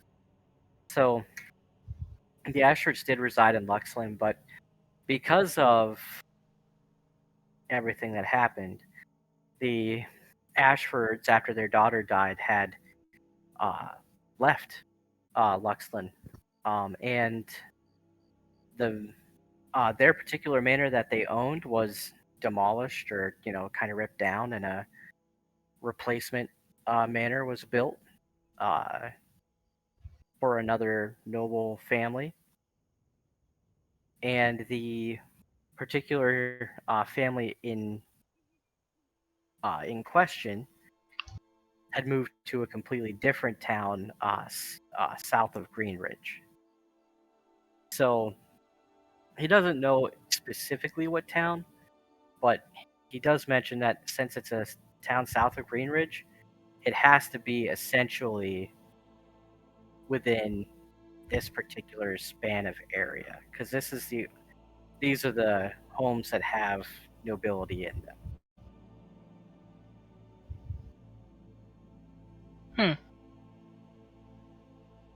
And I'm just gonna let you have that piece of information because your family's from this fucking town right here. Gotcha. Not particularly a place I want to start coming back to, but that's interesting to know.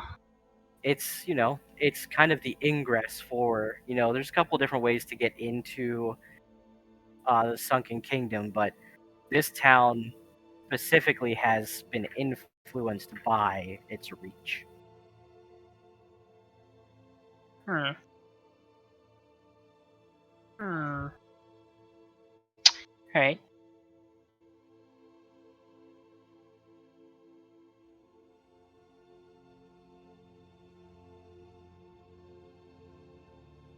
Alright, interesting.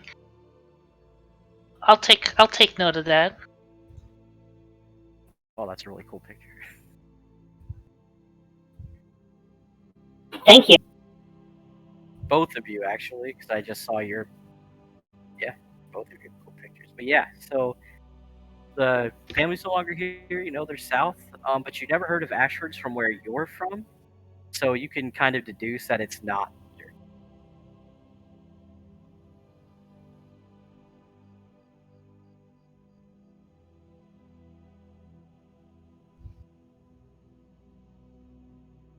The perception check.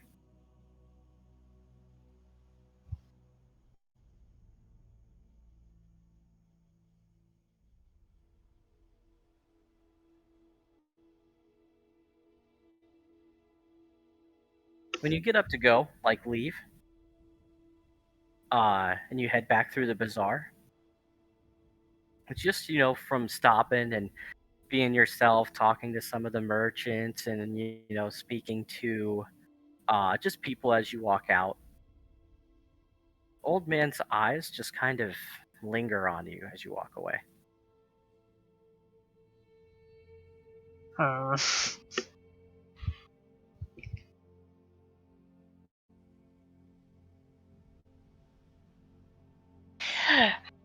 I'm not sure I like that, but I won't say anything. Oh,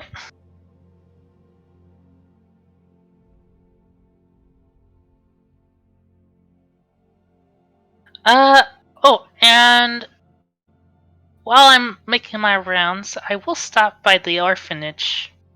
Okay. In just because I don't like having too much money on me. As it's just simply in poor taste. Exactly the kind of thing I'm trying to avoid. I will give them. I will just come in, just say hello, and then offer them another influx of money of 200 gold. Okay. Guys are fucking making this orphanage rich. They'll never struggle again. They're all gonna turn out to become Batmans. Yep. The next campaign is going to be all the orphans from the orphanage. Which I know they've been getting a lot of money. I just simply the children can never have enough, you know, for obviously for like food and clothes and like things to entertain themselves with and education maybe even. This is like the one orphanage that we come back to and drop off all of our legendary artifacts and view these kids up. I mean, it's the best way you can think of spending the money. As he currently is sitting on 800 gold, but Fucking peasant. yeah, already then. Calm down there, King. Uh, so yeah, I mean, at the very least, it would be nice for them to just be set for basically life. They're set for at least 2 decades. Like, this generation will probably not struggle. They accept it very humbly. They're already, and when you show up, they're very welcome to have you. You've already done them a great service by taking care of that guy who was essentially stealing from them, and I would say your gold is probably accepted, but you would pick up, I'm going to say just passively, because it's not super unnoticeable, that there's almost a little hesitation to take it from you for all you've already done. I tried to assure them that I really have no use for such wealth, that it would be better in their hands than in mine, honestly. And that's fine. They definitely take it. So yeah, just to lighten my load a little bit, Alright. because 800 gold is just way too much. Gotcha. Alright. So you lighten yourself of 200 gold. And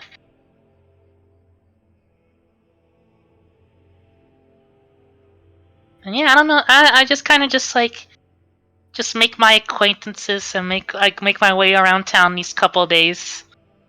I'll sit down for Vitani to do my measurements and get that going whenever she wants that. Well, yeah. So, Vitani, if you want to spend a portion of your morning before you go to your clothing creating madness,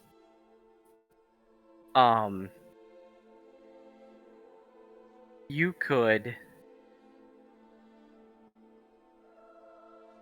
go back to where Not yet, anyways.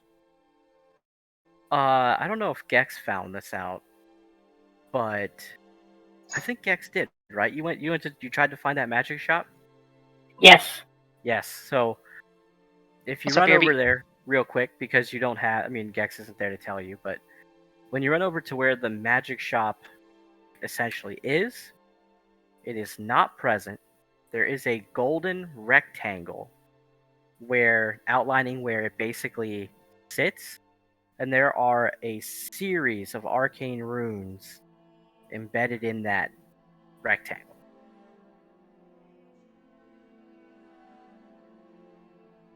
Can we go in the rectangle? Does it have a door? Oh yeah, you can walk right in. That's hilarious. Get rectangled. Yeah, rectangle. Okay. Then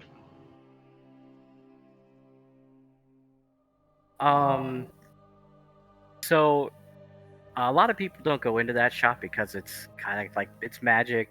People don't have the gold to buy whatever the hell's in there. But you do find, I mean, when you do ask, like, let's say a guard, because they're aware of what's going on.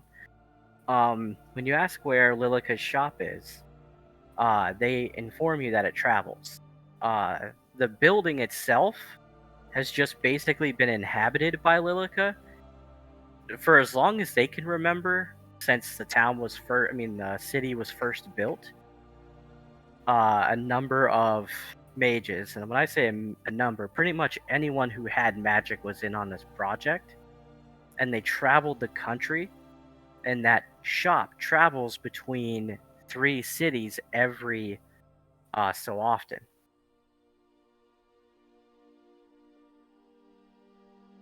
And you guys,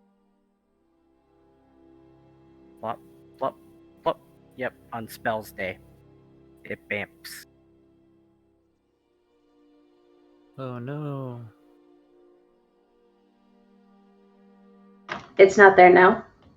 No, so every Spells Day it jumps. So on the 17th, it'll go from wherever it is to the next location, and then on the 27th, it'll go from that location back to Luxland.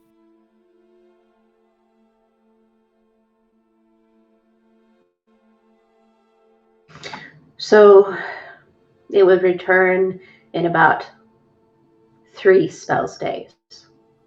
Mm-hmm. I don't think we're going to stay that long. Are we going to stay that long, Batani?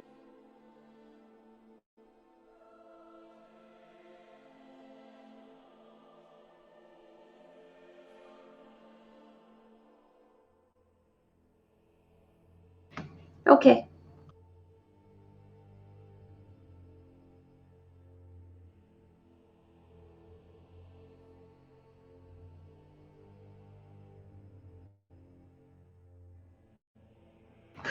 Oh, we need to pick up cheese. Pick up cheese? Well, yes, Mouse needs cheese. You have a mouse. Yeah, I have a dormouse. His name is right. Mouse. You have a mouse. I keep forgetting you have a mouse. You can Mouse. you can easily No, I have a mouse. you can Mouse easily is pick, too. you can get cheese. Okay, I'll pick up cheese. I'll pick up a big one that's going to last a very long time because little mouse eats little cheese.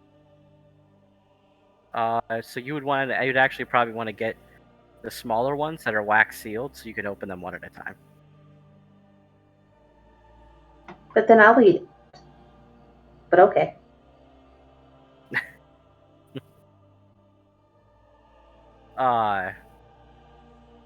So if no one has anything else to do on day 1, we can move to day 2. I think I'm pretty much all wooled out. Okay. Gex is going to sleep in the covered wagon on night 1. Okay. Guarding is safe. Day 2, you awaken. I'm imagining that Gex, sorry, not Gex, but I imagine people will get up to what they get up to. So Gex is going to hurry over to the arena, I'm certain, because he's not sure what time whatever the hell happened. So getting there early makes sense. Vitani, I know, is going to be stuck in her clothing work. Keza, Primus, and Rai, you can accompany Gex or do other things. I have some fields to sanctify. That takes 8 hours. Right. Do we want to watch Gex fight? We could probably bet on the outcome.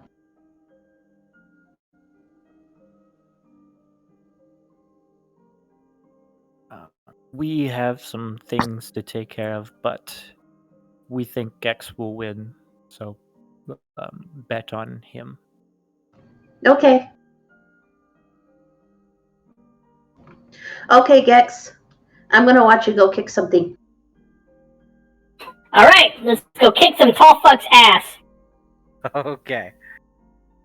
Gex, you will make your way over to the Colosseum. It's very noticeable. You will not have to try to look for it. The Rai in tow. Kaiser, you tagging along? You got something you want to do? I think there's somebody she's got to bang, so I don't know. She might find someone to bang at the Coliseum. I think Kathen's gonna watch just to see if Gex gets his butt kicked. This so was the No Magic Coliseum, hey? Mm-hmm. Nah, yeah. Wait, no, they have different categories, I thought. There are different categories. Yeah. But there are no magic fights. There are full-on stuffs. There's other events. We'll just see what's available when you get there. All right. All right. So I'm gonna assume, since I don't have responses, that everyone except Primus and Vitani go to the Coliseum. The only one who signs up is Gex. Gex, Yes.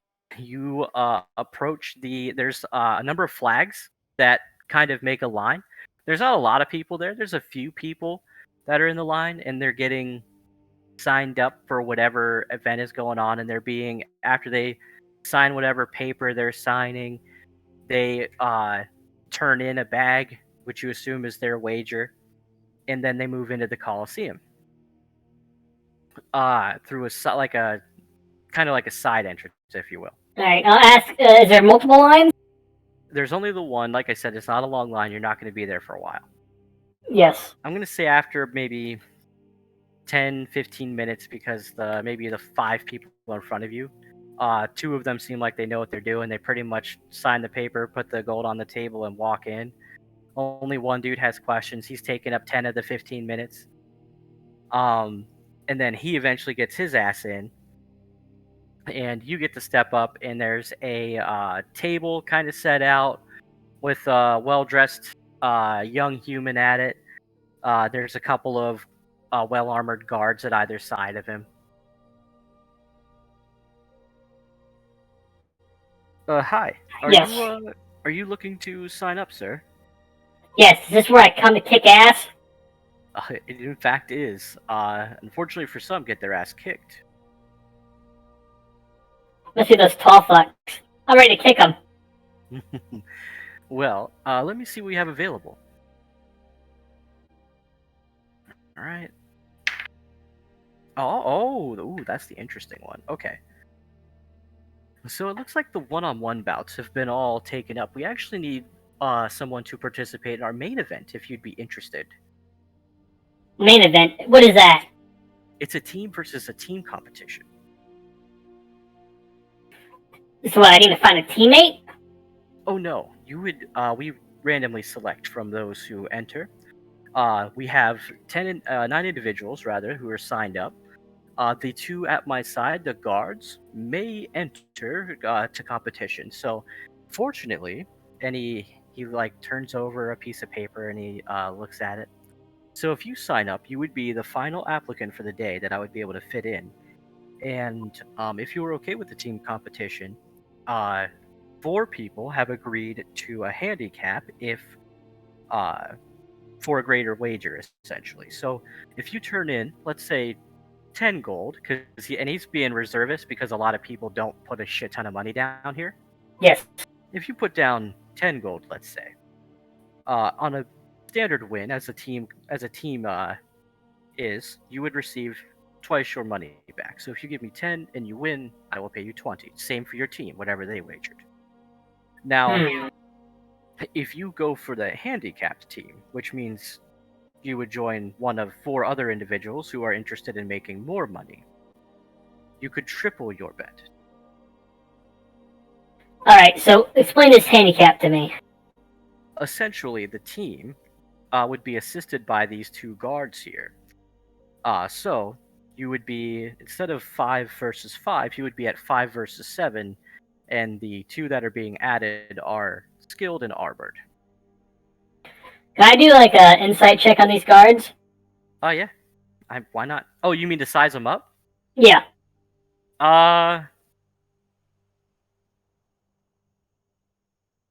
Yeah. I mean, insight. I'd say just make a just like a general wisdom check. All right. Because what's it called? The battle master gets that as an ability, but I'd say passively a fighter could probably 20. Oh yeah. Okay. So looking them over, like compared to other people you've seen around town, like just your standard farmer or strongman, like in a wrestling competition, at least the one of them looks like he's been around, probably middle aged, so he might have some skill on him. The other guy looks younger, but he's how do you say? He's got big dick energy. Ah. Cocky as hell. Alright, do you think could I take them on a one-on-one fight with that 20? I would say one-on-one. Yeah. You would feel confident. You would feel confident in the younger gentleman that it would at least be a fight in your favor, but the elderly gentleman, the 40-year-old, you feel like he's seen some shit and might be able to handle you. Alright, okay. Now, before I sign up, what's the rules on, like, magic items and abilities? Oh, yes, of course. So, I mean, as far as abilities go, we know that there's some out there that have some interesting, strengths to them. We don't discourage that. We would Perfect. ask, though, that from an equipment standpoint, that everybody would be equal. So when you go in, there's an armory we would prefer you arm yourself with. Your other equipment, though, your armor and such, you can keep that on. Alright, so, like, what about my shield? The shield is fine. It's a magic shield, is that okay? Is it severe? Would it end someone's life? No. Then you can keep it. Alright, so just my rapier, everything else is okay. Yes, the rapier we would ask that you keep on your side if it is magical. Okay. You're fine with my magical abilities. Okay. Alright, I'll go, handicap, please. Interesting. Okay. Well, And I'll bet 300 gold on my team. 300 gold on your team. Yeah. When you say 300 gold, he goes to write it down, stops, and looks up at you. I'm sorry, you said 300. Is that enough? I can do 400. No, it's quite a bit. In fact, it's a lot. And he writes down the 300 on the paper. I've only seen that kind of money wagered a few times before. And he slides the paper. He goes to slide it over, but then picks it up and hands it to you off the side. And then dips the quill in the ink and then extends you the quill. CJ, check your private messages on and that is Gek's signature. Okay. Yeah. All right, so you put that on there. It's very plain. It comes back up, and he looks at it, and you do see a note of confusion because it's maybe a G, a cursive E, and then a very elongated X. He's like, okay, sets it aside. And the other rules are simple. So, when you're hitting someone, just make sure you're striking to knock them out and not end their life. So hit them with the flat side. Got it. Yes, the final blow, if you feel, would do it. All right, just so on you don't get me on a technicality. Gex will always do non-lethal damage, if that makes sense. Yeah, that's what he's essentially saying. Yeah. Okay. So now I need you to roll a d6. It's going to determine what team you're on. Oh, god damn it. Hey, 4's got to be good, right? Okay, you're on the high team. Got it. Okay, let's go over here. We're going to get rid of this guy. And we're going to put a Gex on this map. Oh my god, haunted house, get minimized. Jesus Christ. Man, it's too bad Cathen and Rye aren't here. This would be perfect for a team fight. I'm watching. Objects? Did it just not load?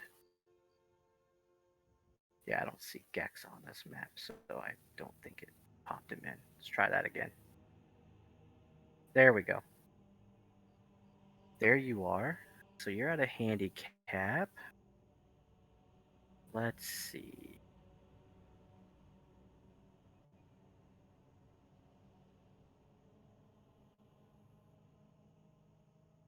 So we will add in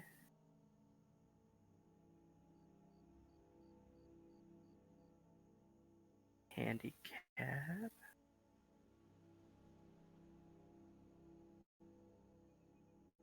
Oh, damn it. Where did the...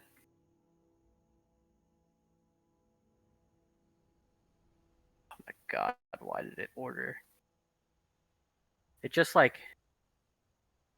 My folders are not where they should be. Oh, does this have the tokens in it? Yes. So should I just add a normal rapier into my inventory real quick? Yeah. There we go. So we have the handicap. Go ahead and drop this on here.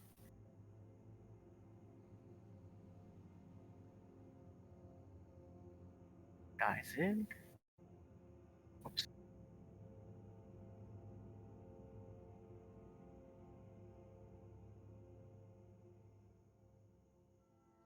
Okay.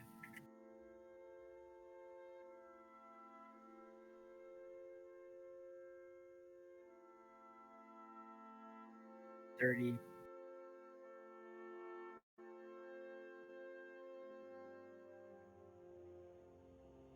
Okay, and then their ACs are higher.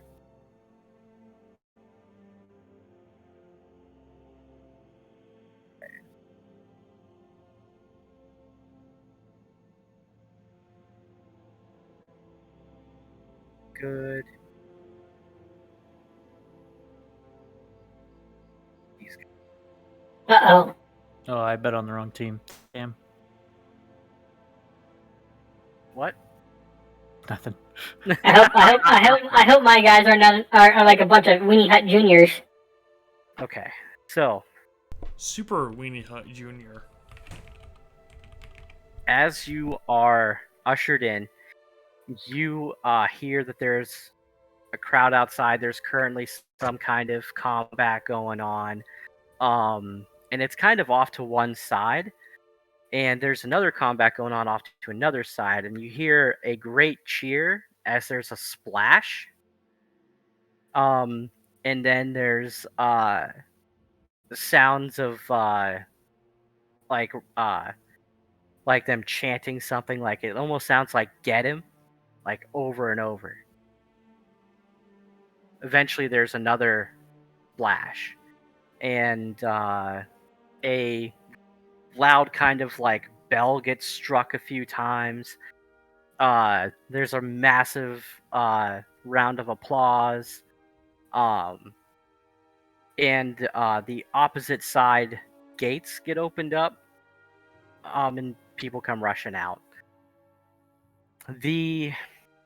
Meanwhile, while you're in the Undercroft here, and you see there's a bunch of like weapons that look like they've been used a shit ton of times.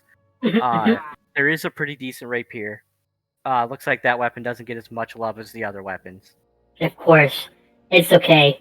I'll take good care of you. So yeah, you have a not bad rapier. And you see the team that you're on is putting on these kind of like red, kind of like off the shoulder capes, like over top of their armor and stuff. And they're all wearing pretty much the same gear. It looks like they're in chainmail. The Proctor essentially is kind of talking to them, and after you pick up the rapier, you kind of pick up where you need to be and walk over. And he looks down at you. Oh, so you're another member of the brave troop. So, let me explain the rules to all of you before you go. It is simple. The first team to incapacitate all the other members of the opposite team, or whoever retrieves the flag and returns it to their field first, is the winner. The flag is in the center of the arena. If you manage to retrieve it, you must return it there by foot. If you jump off of the edge of the arena and you land in any water, you are immediately disqualified. If you get pushed into water, you are immediately disqualified. If you drowned underwater, that's tough shit. Dex raises a hand. Yes. What does disqualified mean? It means you are counted as unconscious and must exit the battlefield. Ah. Okay. Now, the flag is as I mentioned, in the center. There is a moat around the top arena. If you were pushed into that moat from on top, This is the same as being pushed in any of the other water pools. You are eliminated. That's why retrieving the flag is potentially more dangerous than knocking out the other team. As you all know, you are at a numbers disadvantage because you took the handicap. That means the other team is more likely to return the flag. You must be sure to prevent that. So your objective is either to get that flag and return it immediately, or to protect that flag with your lives. Any questions? I'm good. Fantastic. Do we have a moment to talk amongst ourselves? You have exactly 1 minute. And he turns and starts walking away. Make use of it. All right, I'm a rune knight. What's you? I look at the guy to the right.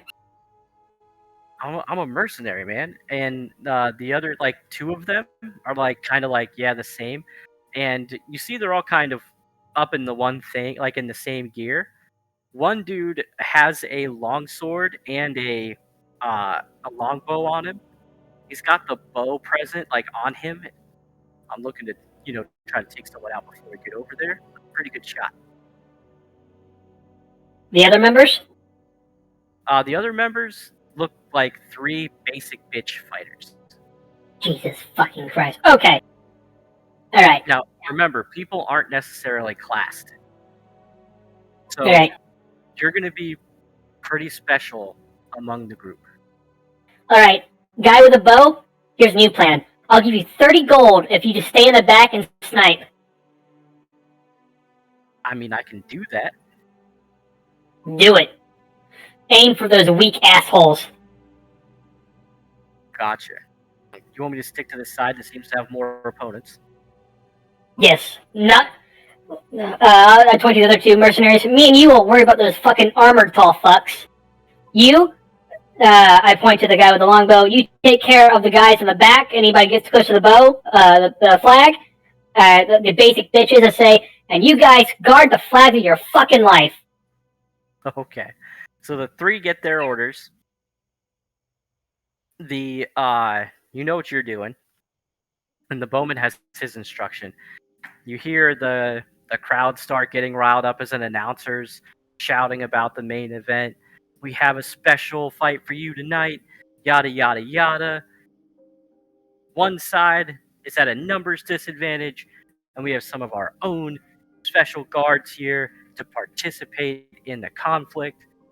Get ready for a melee, and everybody goes crazy. There's a giant roar among the crowds, and a horn sounds, and you see both your gate start to climb up, and you see another gate start to climb up. And I will bring you to the map.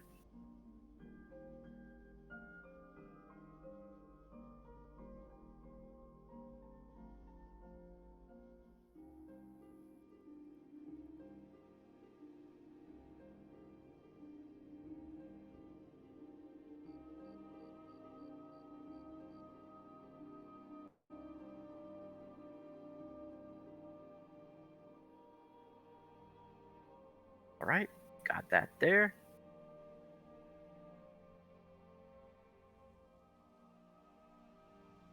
All right. Get rid of that. And let's go up to general.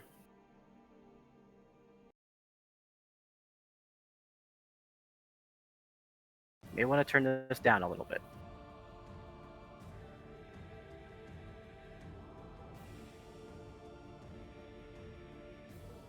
All right.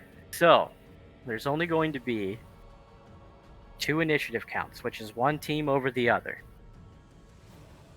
I'm going to have you roll initiative for your team. And I will roll initiative for their team.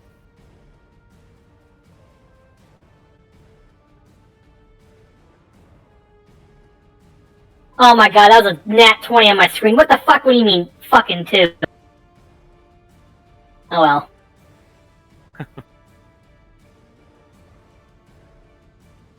To get the advantage. So, I'm going to zoom in on the battlefield first. The horn sounds off. Hey, quick question. Oh, sure. Is it an open coliseum or? You mean the roof? Yeah. Yeah, so the roof directly overhead is wide open, but there, as you can see, there's plenty of shading for the individuals. Well, I was wondering about Gex's vision. Okay, so I didn't roll weather today. Okay, I think Aw, that's man. actually good for you. Yeah, it's overcast. It's not raining. It's not super sunny. It's just a cloudy sky, which means you're not at disadvantage because you're not in direct sunlight. All right. So, the horn goes off. You see these guys.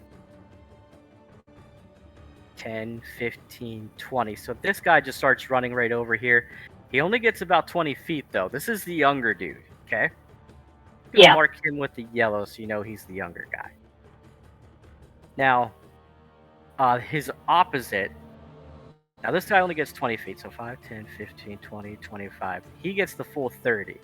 Let's let you know Big Dick Energy over here isn't strong enough to wear that armor. Gotcha. Now, the other guys, now you notice your dudes are up in chainmail, right? So they definitely have an AC of 16. At least. Yes. The guys across the way, not quite so good off. It looks like they're just wearing, what's it called? Like a breastplate. So they're a little lower on the AC.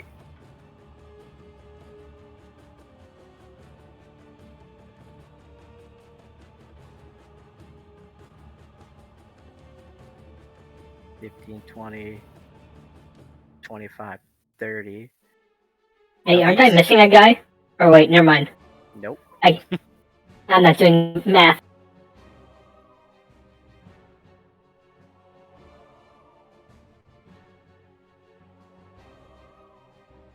Almost way shortchanged that guy. Now this guy, This is a cool arena. this guy gets over here. Looking across the way, as you saw them, you see like under here, you can see under it. This is a bridge as it is. Under the sand, you can totally move through here, no problem. These pillars right here do make a solid block, so you can run through here. And how tall is the bridge or the thing? It's about 10 feet up. Okay. It's not severe, but it is high enough, you know. The only person on their team that has a ranged weapon, similar to your team, who only has one, is this dude. But he picked a light crossbow, so he's got to at least reload. Yes. So seeing under the tower, right? Yeah, it's not where any of the pillars would be. You, I believe, he's just shy, but you're also kind of behind him, so I'm gonna say he just shoots at this guy from a distance. Yeah. Not with that fucking roll. It's completely like he fires, and you can see he's trying to like just gauge it between like this fire block here, and there's also kind of a pillar kind of in his way. And when he fires, it just goes like pretty much into the water, just shy of you guys. So it just goes splash. Gotcha. After letting that go, it is your turn. All right. Do you want them to go first or you to go first? Let me see. Which can you mark the guy that's in the bow with me? Oh yeah, sure. It's this dude.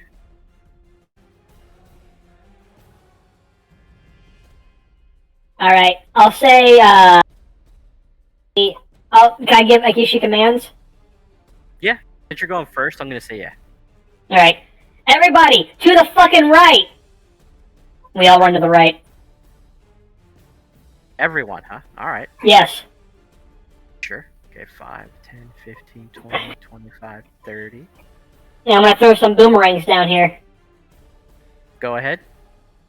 Can I see? I can see underneath the bridge, right? Yes. So your line of sight would let you aim at this guy, but not these guys, because these are the pillars that you can't see. Just this guy? Okay. Yeah, just big boy. Okay, I'll take out my boomerangs and start throwing.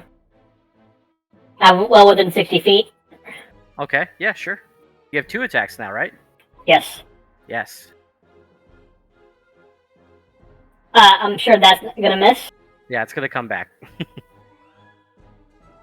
I throw it. I throw it. I'll let it come back and throw it again. So the first time he makes a pretty slick dodge, like he just kind of like undercuts it as he's like getting to his place. Yeah. It comes back and you just kind of like do a front flip, catch it, and then whip it. It travels twice as fast and just beams the guy. Go ahead and roll damage. 9. Ooh, it's pretty good. -9. Okay. Yep, it hits him pretty solid too. You can tell that was a pretty good hit. About that same time, just gonna check about the pillars. He's got clear sight. Yeah, he's got clear sight right there. So he's just gonna fire his arrow before he even moves. Yeah, that'll hit. Oh, sorry, that's the wrong dice. The longbow. All right, not bad. Not the best, but not bad. He'll take some damage.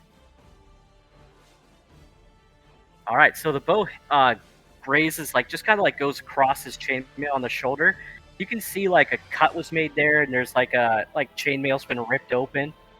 Definitely hit him, but it doesn't seem to like have impacted him as much as it. He really wanted to hit the guy, and then he's gonna go ahead and move.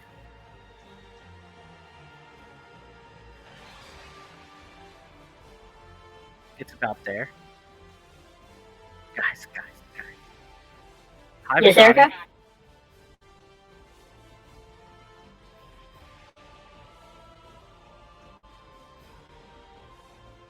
Oh. Okay. Yeah. There you go. Yeah. So you've moved. Now these guys haven't been able to take an action. Now they all broke off to the side, right? They're all moving at a good pace. Yeah. But they're just kind of going, like they're not beating off. Your guys, since you said everybody to get to the left, move it, all that stuff. You basically told them to sprint, right? I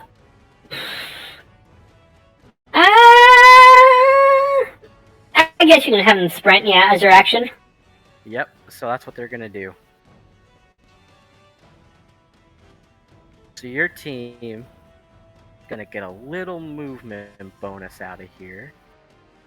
Now one dude did take his action, so he's just stuck. Alright, so you have 3 of your people already getting on the bridge, which is good. At the end of that turn, the older gentleman over here, seeing those guys start running, is gonna say the same thing. Just be like, "Hurry, you fools!" And will also start making their way as fast as possible up here. Okay.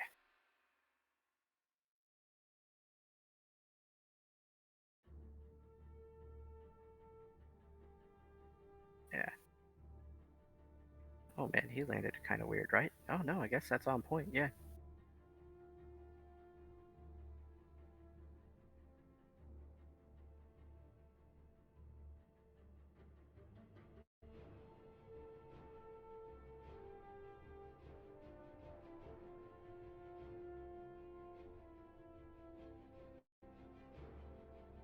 Well, no, actually, you're only gonna get 20, 30, and he's gonna reload the crossbow as his action. These guys.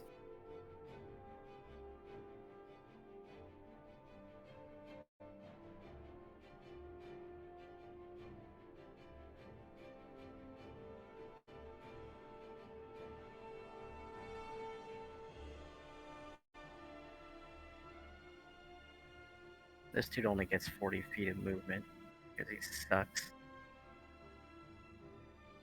All right. They all get moved. That guy reloads. No other actions are taken. They are on the bridge. They have a little bit of a lead on you. Yeah. It is your turn. I'm gonna start with Snipey guy because he'll be able to see this dude. Kill him. Take a Kill him. shot. Yeah. Actually, I think that does hit. Plus. Yep, it just hits. 8. Ooh, that's a good hit. And I think this guy, yeah, this is the same guy that already got shot. That's a much better hit. You see that arrow kind of pin into his shoulder. You see he took back, and just through the slit of his armor, he's like, you can see the smoke. He's like, what the fuck? Like, wasn't expecting to get like completely shot with an arrow today. And then this dude moves 30 feet.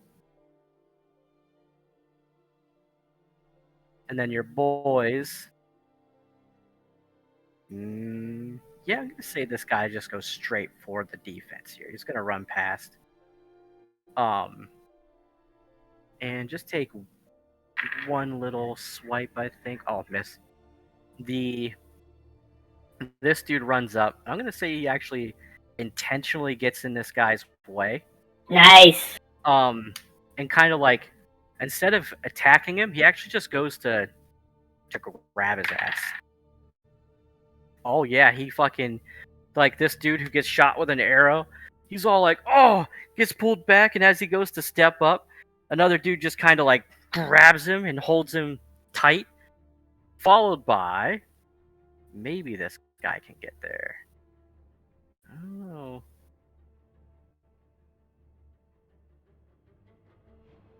Yep, just gets there. Since he's being grappled, I think he's technically restrained, which gives this guy advantage, I think, right? Yes. Yes, that's how that works. Hi, hun.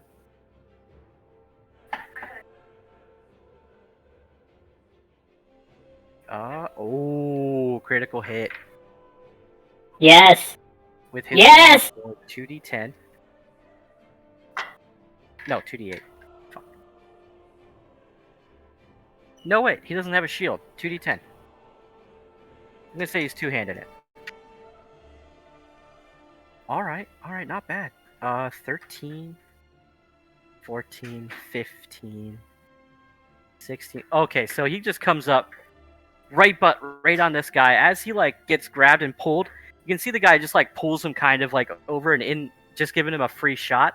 And the dude just picks up the sword and like William Shatner double fist pummels the guy right in the back of the head.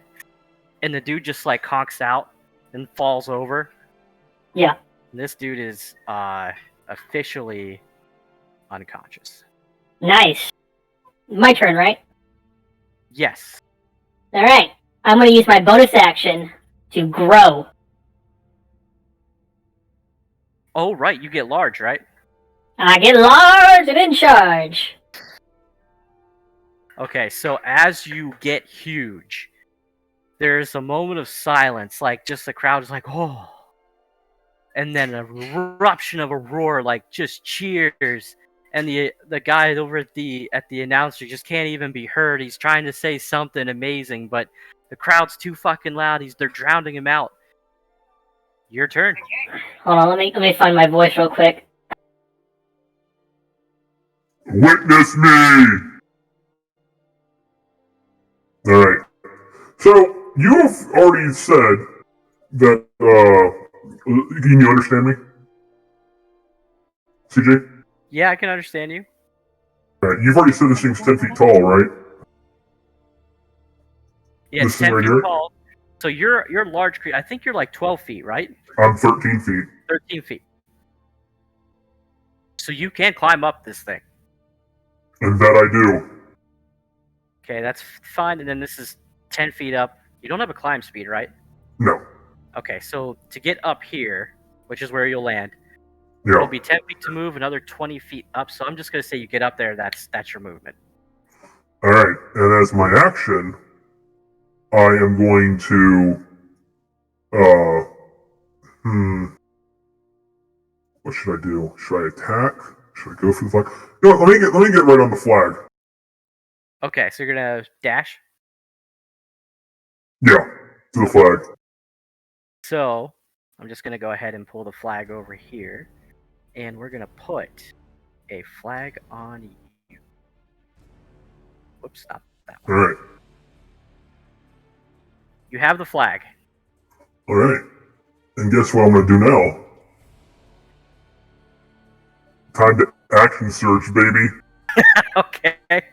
Interact's free, so you have the flag. It's free. Your action surge. Yes, that action surge. Okay. I already used my bonus action, otherwise I'd flip the other guy off again. And I dash back this way. Wait, do I want to leave the guy by himself? Or no, he can do interference. I mean, you're just essentially trying to get the flag out of there, right? Yeah, and I have a little bit of movement. Can I jump down? 25. Actually, isn't that it? Right, that is it, yeah. Okay, yeah. So that's it for this turn. But you do have Yeah. you do have these guys covering you pretty good. Like they're blocking. Yep. They're pretty much blocking that.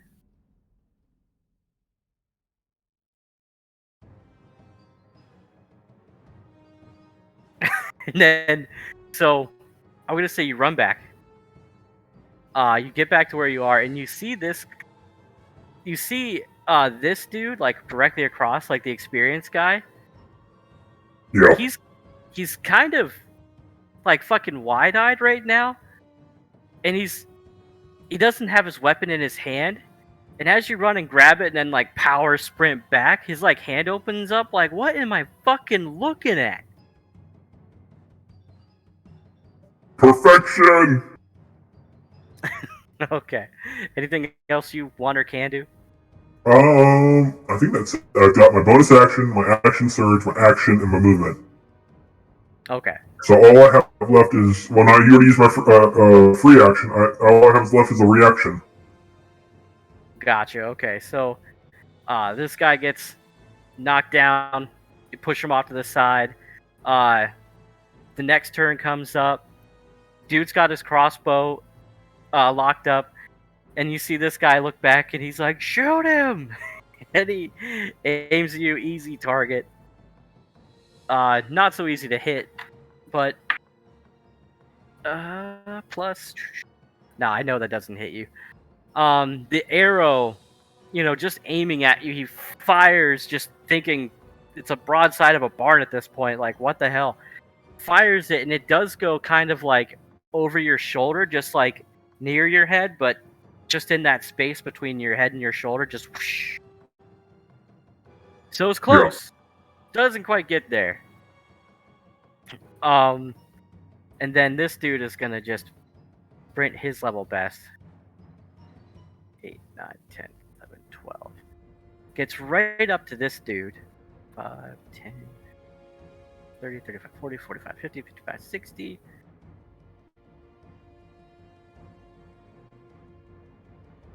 Gets up to there.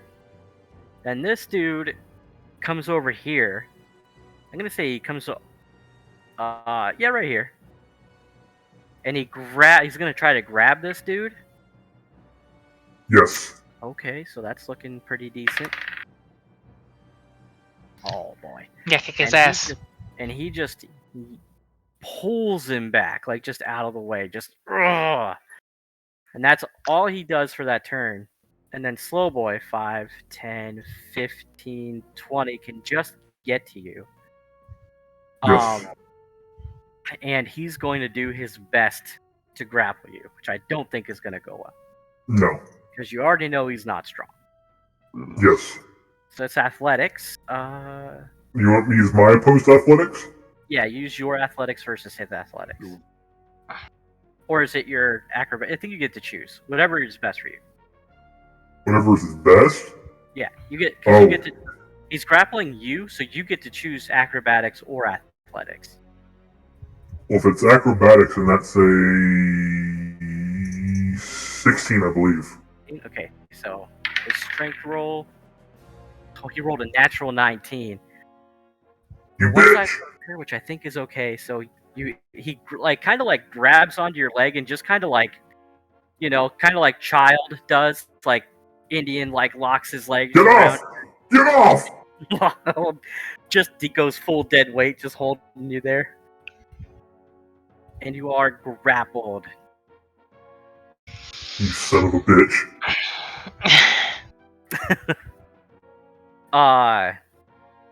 I think that's all they get because they use their actions to dash and all that. Yeah. Yep, that's all they get. All right, so we'll flip the turns, and we're gonna have Bowboy fire a shot right away. Yes.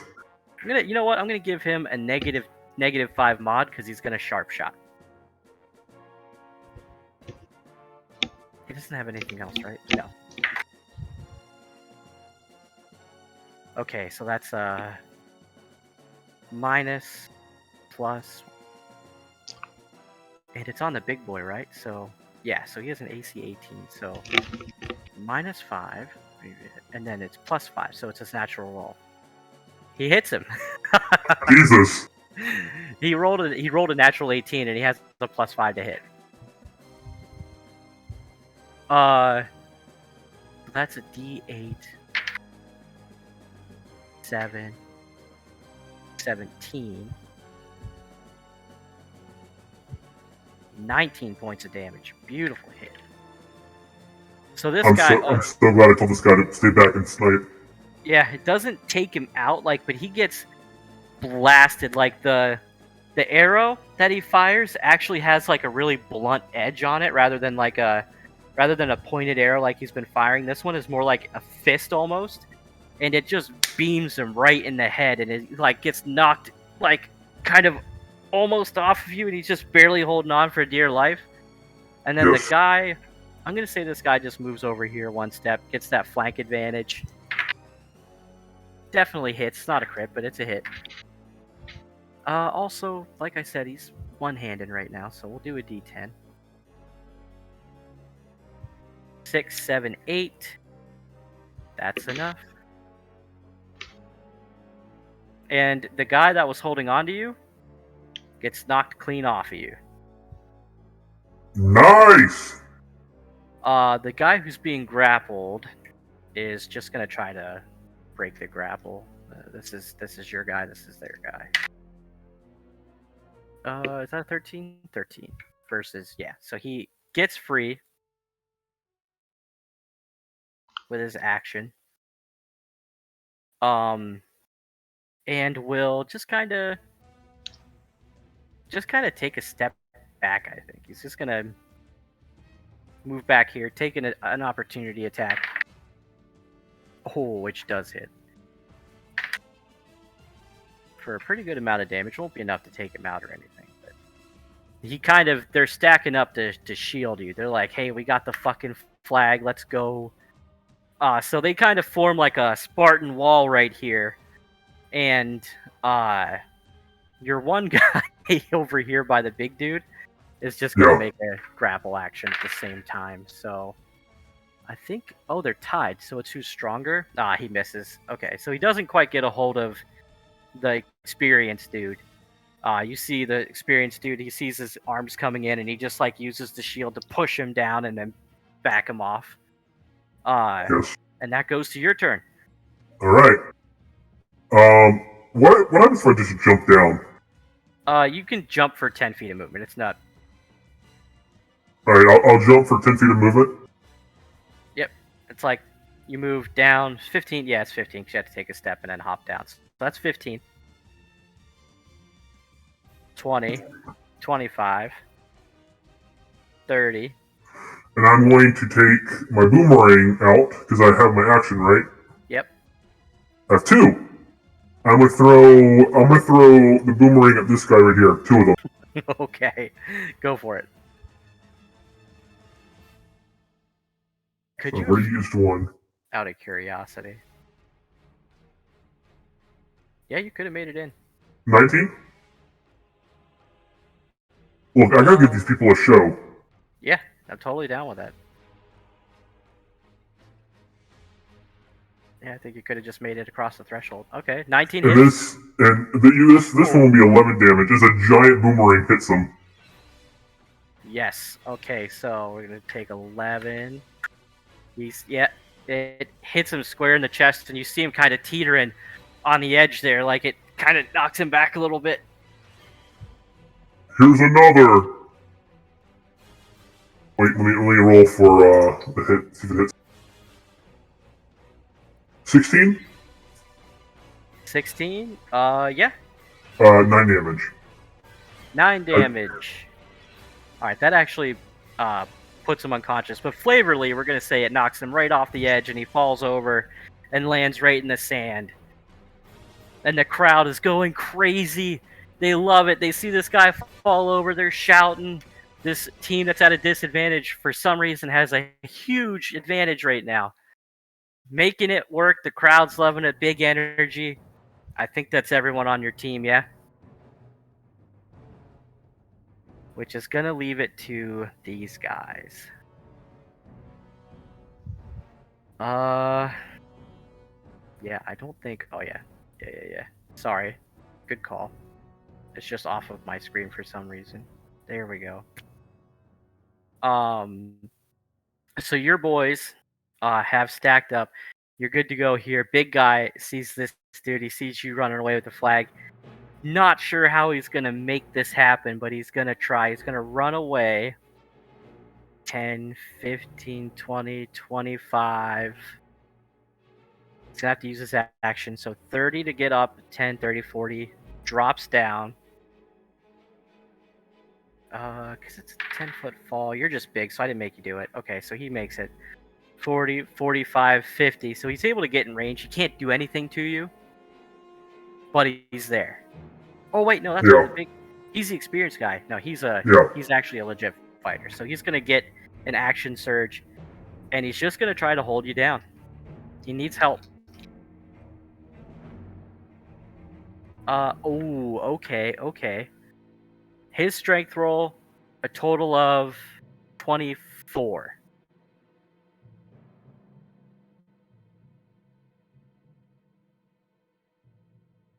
Ah, shit. Is that athletics? Isn't it athletics to hold me down? Well, whenever he tries to grapple you, you get to roll athletics or acrobatics. Yeah, that's what I did, right? Oh. I'll roll acrobatics. What do you want to do? Well, no. What's the modifier for acrobatics? It's another +2, so that's 23. It's still one short. Oh, damn. Okay, so this guy, kind of not quite the same tactic. You can see he like hooks a leg around yours and one of his like shoulder arm.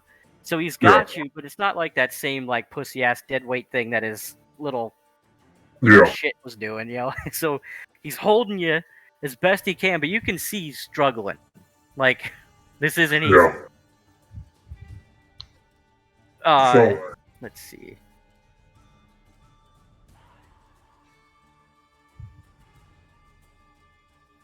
This guy can get here. No action.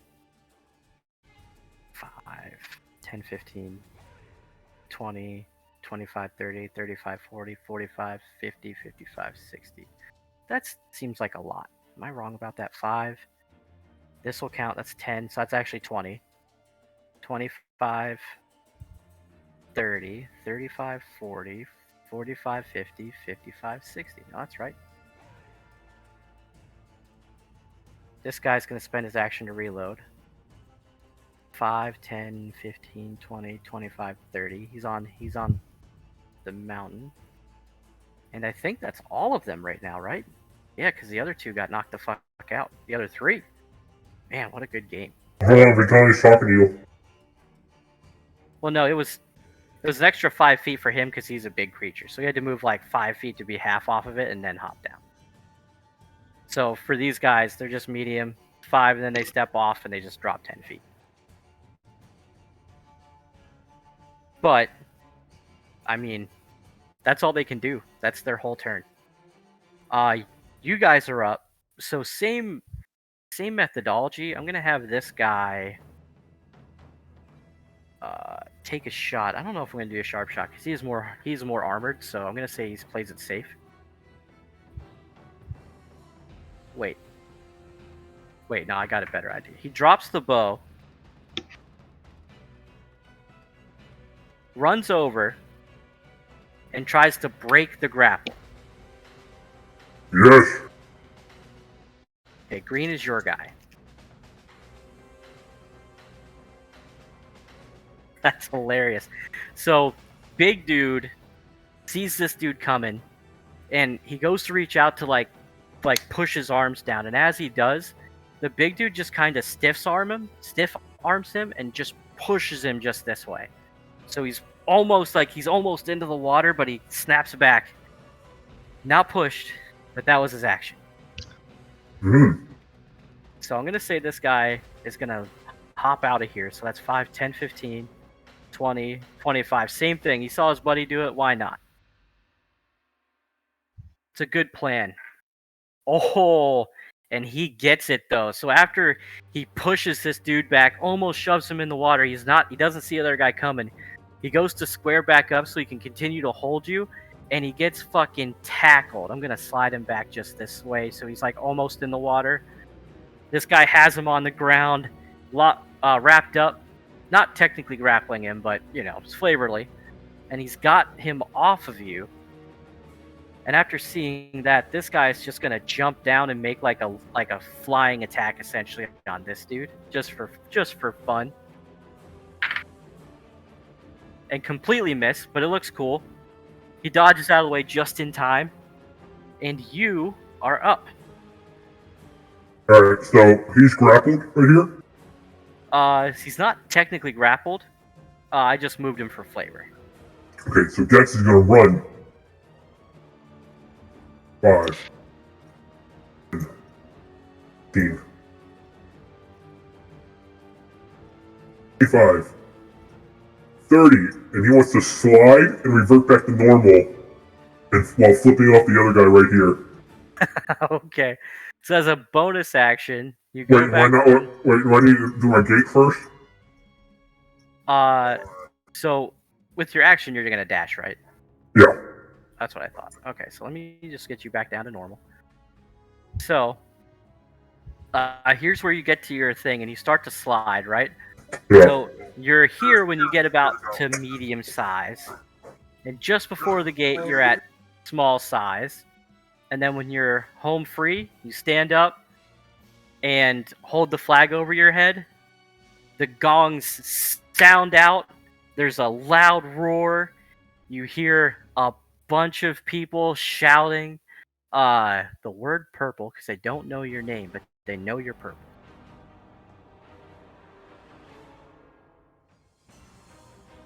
And you have successfully completed the gauntlet in not at all the way I thought that was going to happen.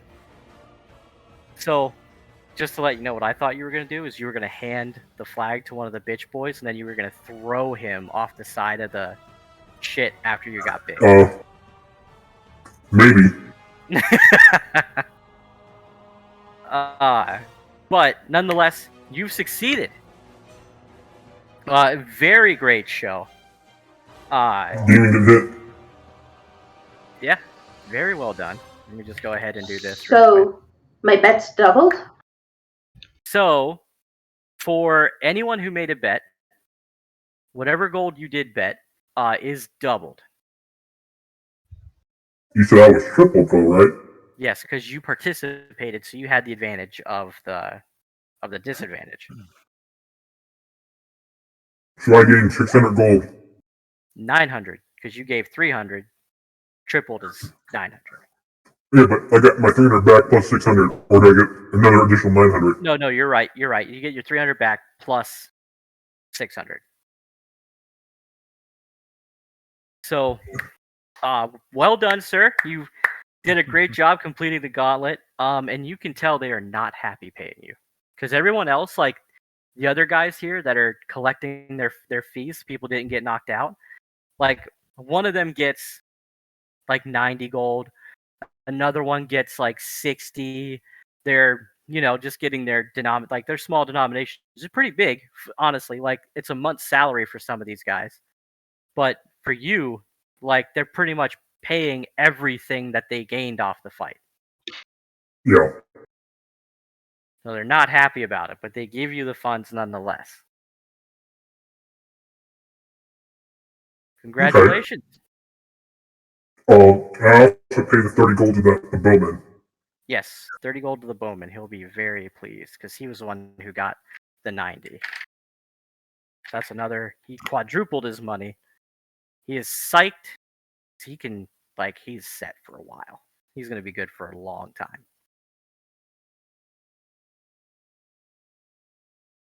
We'll move ourselves back to the map.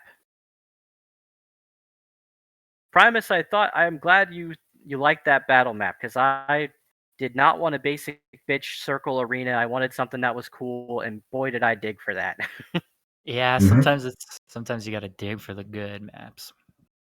And it benefited Gex. The benefit of Gex, yes. So yeah, great. So you completed your I'm gonna say up to about the afternoon is when the festivities come to a close. So I'm gonna say it's about 1 o'clock in the afternoon. You have an additional 600 gold. Congratulations. 20 gold for Primus. Fantastic work. I liked it. I liked it a lot. I didn't think how that was gonna go down, but I liked all the flavor. How do you think it was going to play out? What's that? How do you think it was going to play out? I'll leave my voice back. No, like I said, I honestly thought you were gonna win anyway. Not because you were gonna knock everybody out. I thought you would literally run to the side, get huge, grab whoever picked up the flag, and then just whip them towards the gates. No, I wanted more of a show. Yeah, no, that's fine. It was great. It was good. It was a good time. It was fantastic. People loved Big Gex. Because I've seen some UFC fights and boxing matches that ended like literally in under 30 seconds. No one has a good time with that. No, that's like watching Conor McGregor sleep that one guy. Like it was a big promoted fight, and he just like one shots him. He's just like plop right to the ground.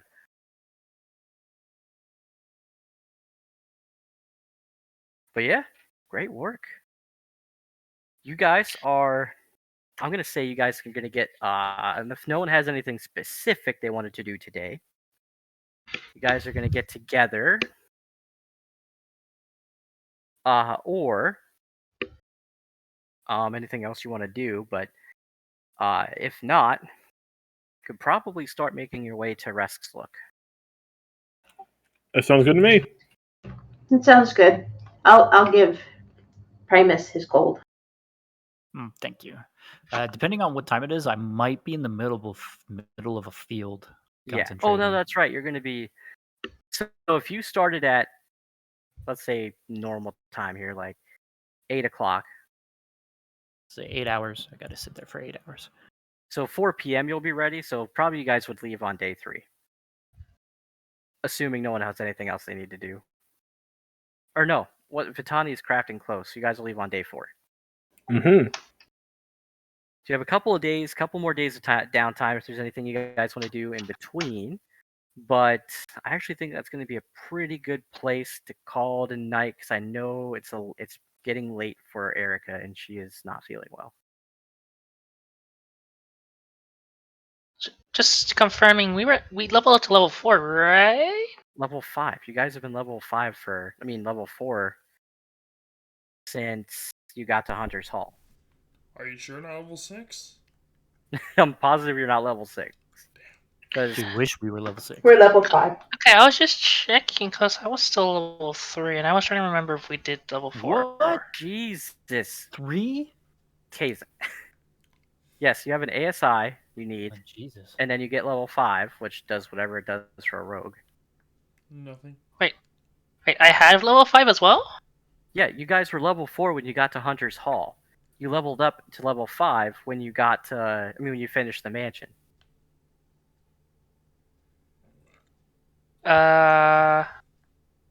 Just see. 2d6. Yeah. Yeah. No, I was. Well, actually, level 4 also adds 2d6. I'm just trying to see if I forgot to just change the number, or if I actually just straight up level 3 still. Okay. Underpowered for the mansion. Jeez. I did just fine, I guess. You didn't even get hit, did you? No, No. she was ranged anyway, so. Get rid of the temporary hits. Probably was missing a D6 on that sneak attack. Well, level 5 is when I get the new d6. 2d6 is for 3 and 4. Let me go ahead and add a level up icon to when you guys level up so I can see that. You know, it's pretty fucking funny how not Primus Gex was like the poorest party member, and now is by far the richest. Yes. Yeah, that's. Let's see, so. I mean, I think Keiza would be pretty wealthy too, but she keeps giving her money to the poor people, so. To be fair, so does Gex. He gives all his money to you guys. 8 plus 2 Not is right. 10. Who's riding on fancy carts and wagons? They are, but I'm just joining along. Oh, you're running while we're you're running for days while we're in our carts, huh? No. No, I'm riding the horses. Riding on top of Primus, riding in the cart, so it doesn't Okay. count. Yeah. Doesn't count. I'm riding my horse, so yeah. So in the quest, I'm going to go ahead and share the updated calendars with the level up on there because we started at 3. Also, too, this is what we have so far for animals. Calculator.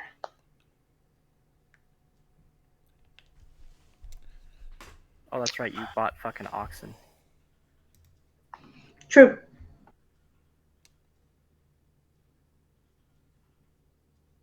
Okay, yeah, that's up.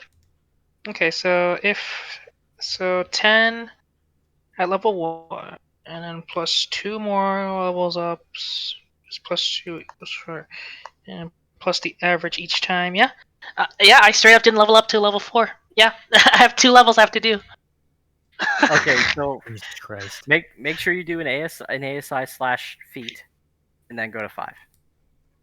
So I've been kicking your fucking ass at level 3. Suck it. Good job. Just stays level 3 rest of the campaign. Hard mode. Yes. Keeps getting one shot in dungeons. Why? But yes, so we're gonna say 2 today plus tomorrow. So let's just say 2 days of downtime. You guys. I think that's all our animals, right? Let me know when it has been the 3 days because Yeah, I I think have so. things typed out ready to post. I mean, I think he already said that. Yeah, we got through the 3 days.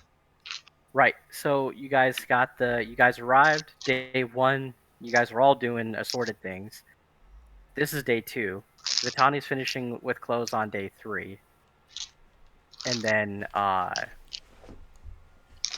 already have everything else I need. one more day. No! That's not max either. Oh my god.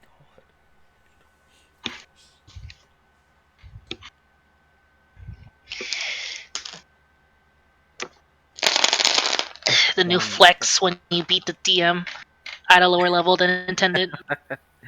This happened in our other game too. Fucking what's his name? Rocket was playing with an underleveled monk for that whole dungeon.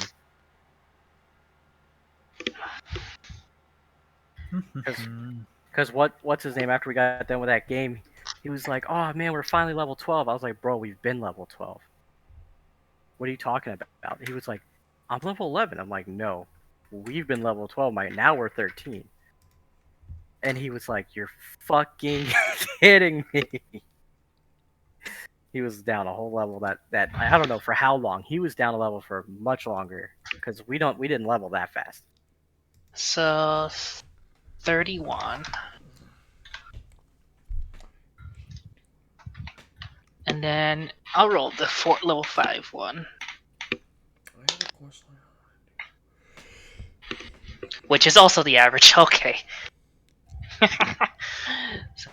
So I end at 38 HP. I go up a sneak dice at level 5, so 3d6. Oh, good. Again, I will be sleeping with my cart or my wagon with by the chest. Morgan, CJ. Okay. I'll reveal that I'm secretly chaotic evil and burn his card to the ground. Secretly. I like how you said that with no hesitation. All right, then I see how it is. Hey Morgan, there's I got a question for you. If you can hang out for a second, it's just like a Sure. new thing. Oh snap! I get uncanny dodge. Oh, nice. I love that thing. Candy dodge. I do too. Dodge uncannily. Oh, and evasion when you get high enough. That evasion's a lifesaver at times. Next level, I get my other expertises.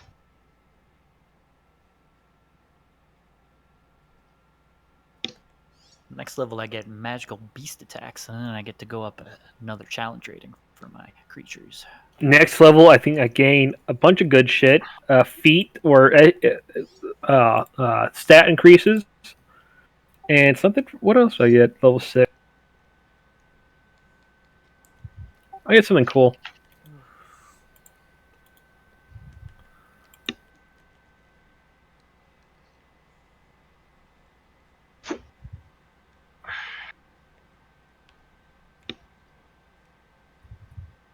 No, that's level 7. What do I get for level 6? These clothes, just to clarify, these are winter's clothes, right? For the cold. Okay. So all right.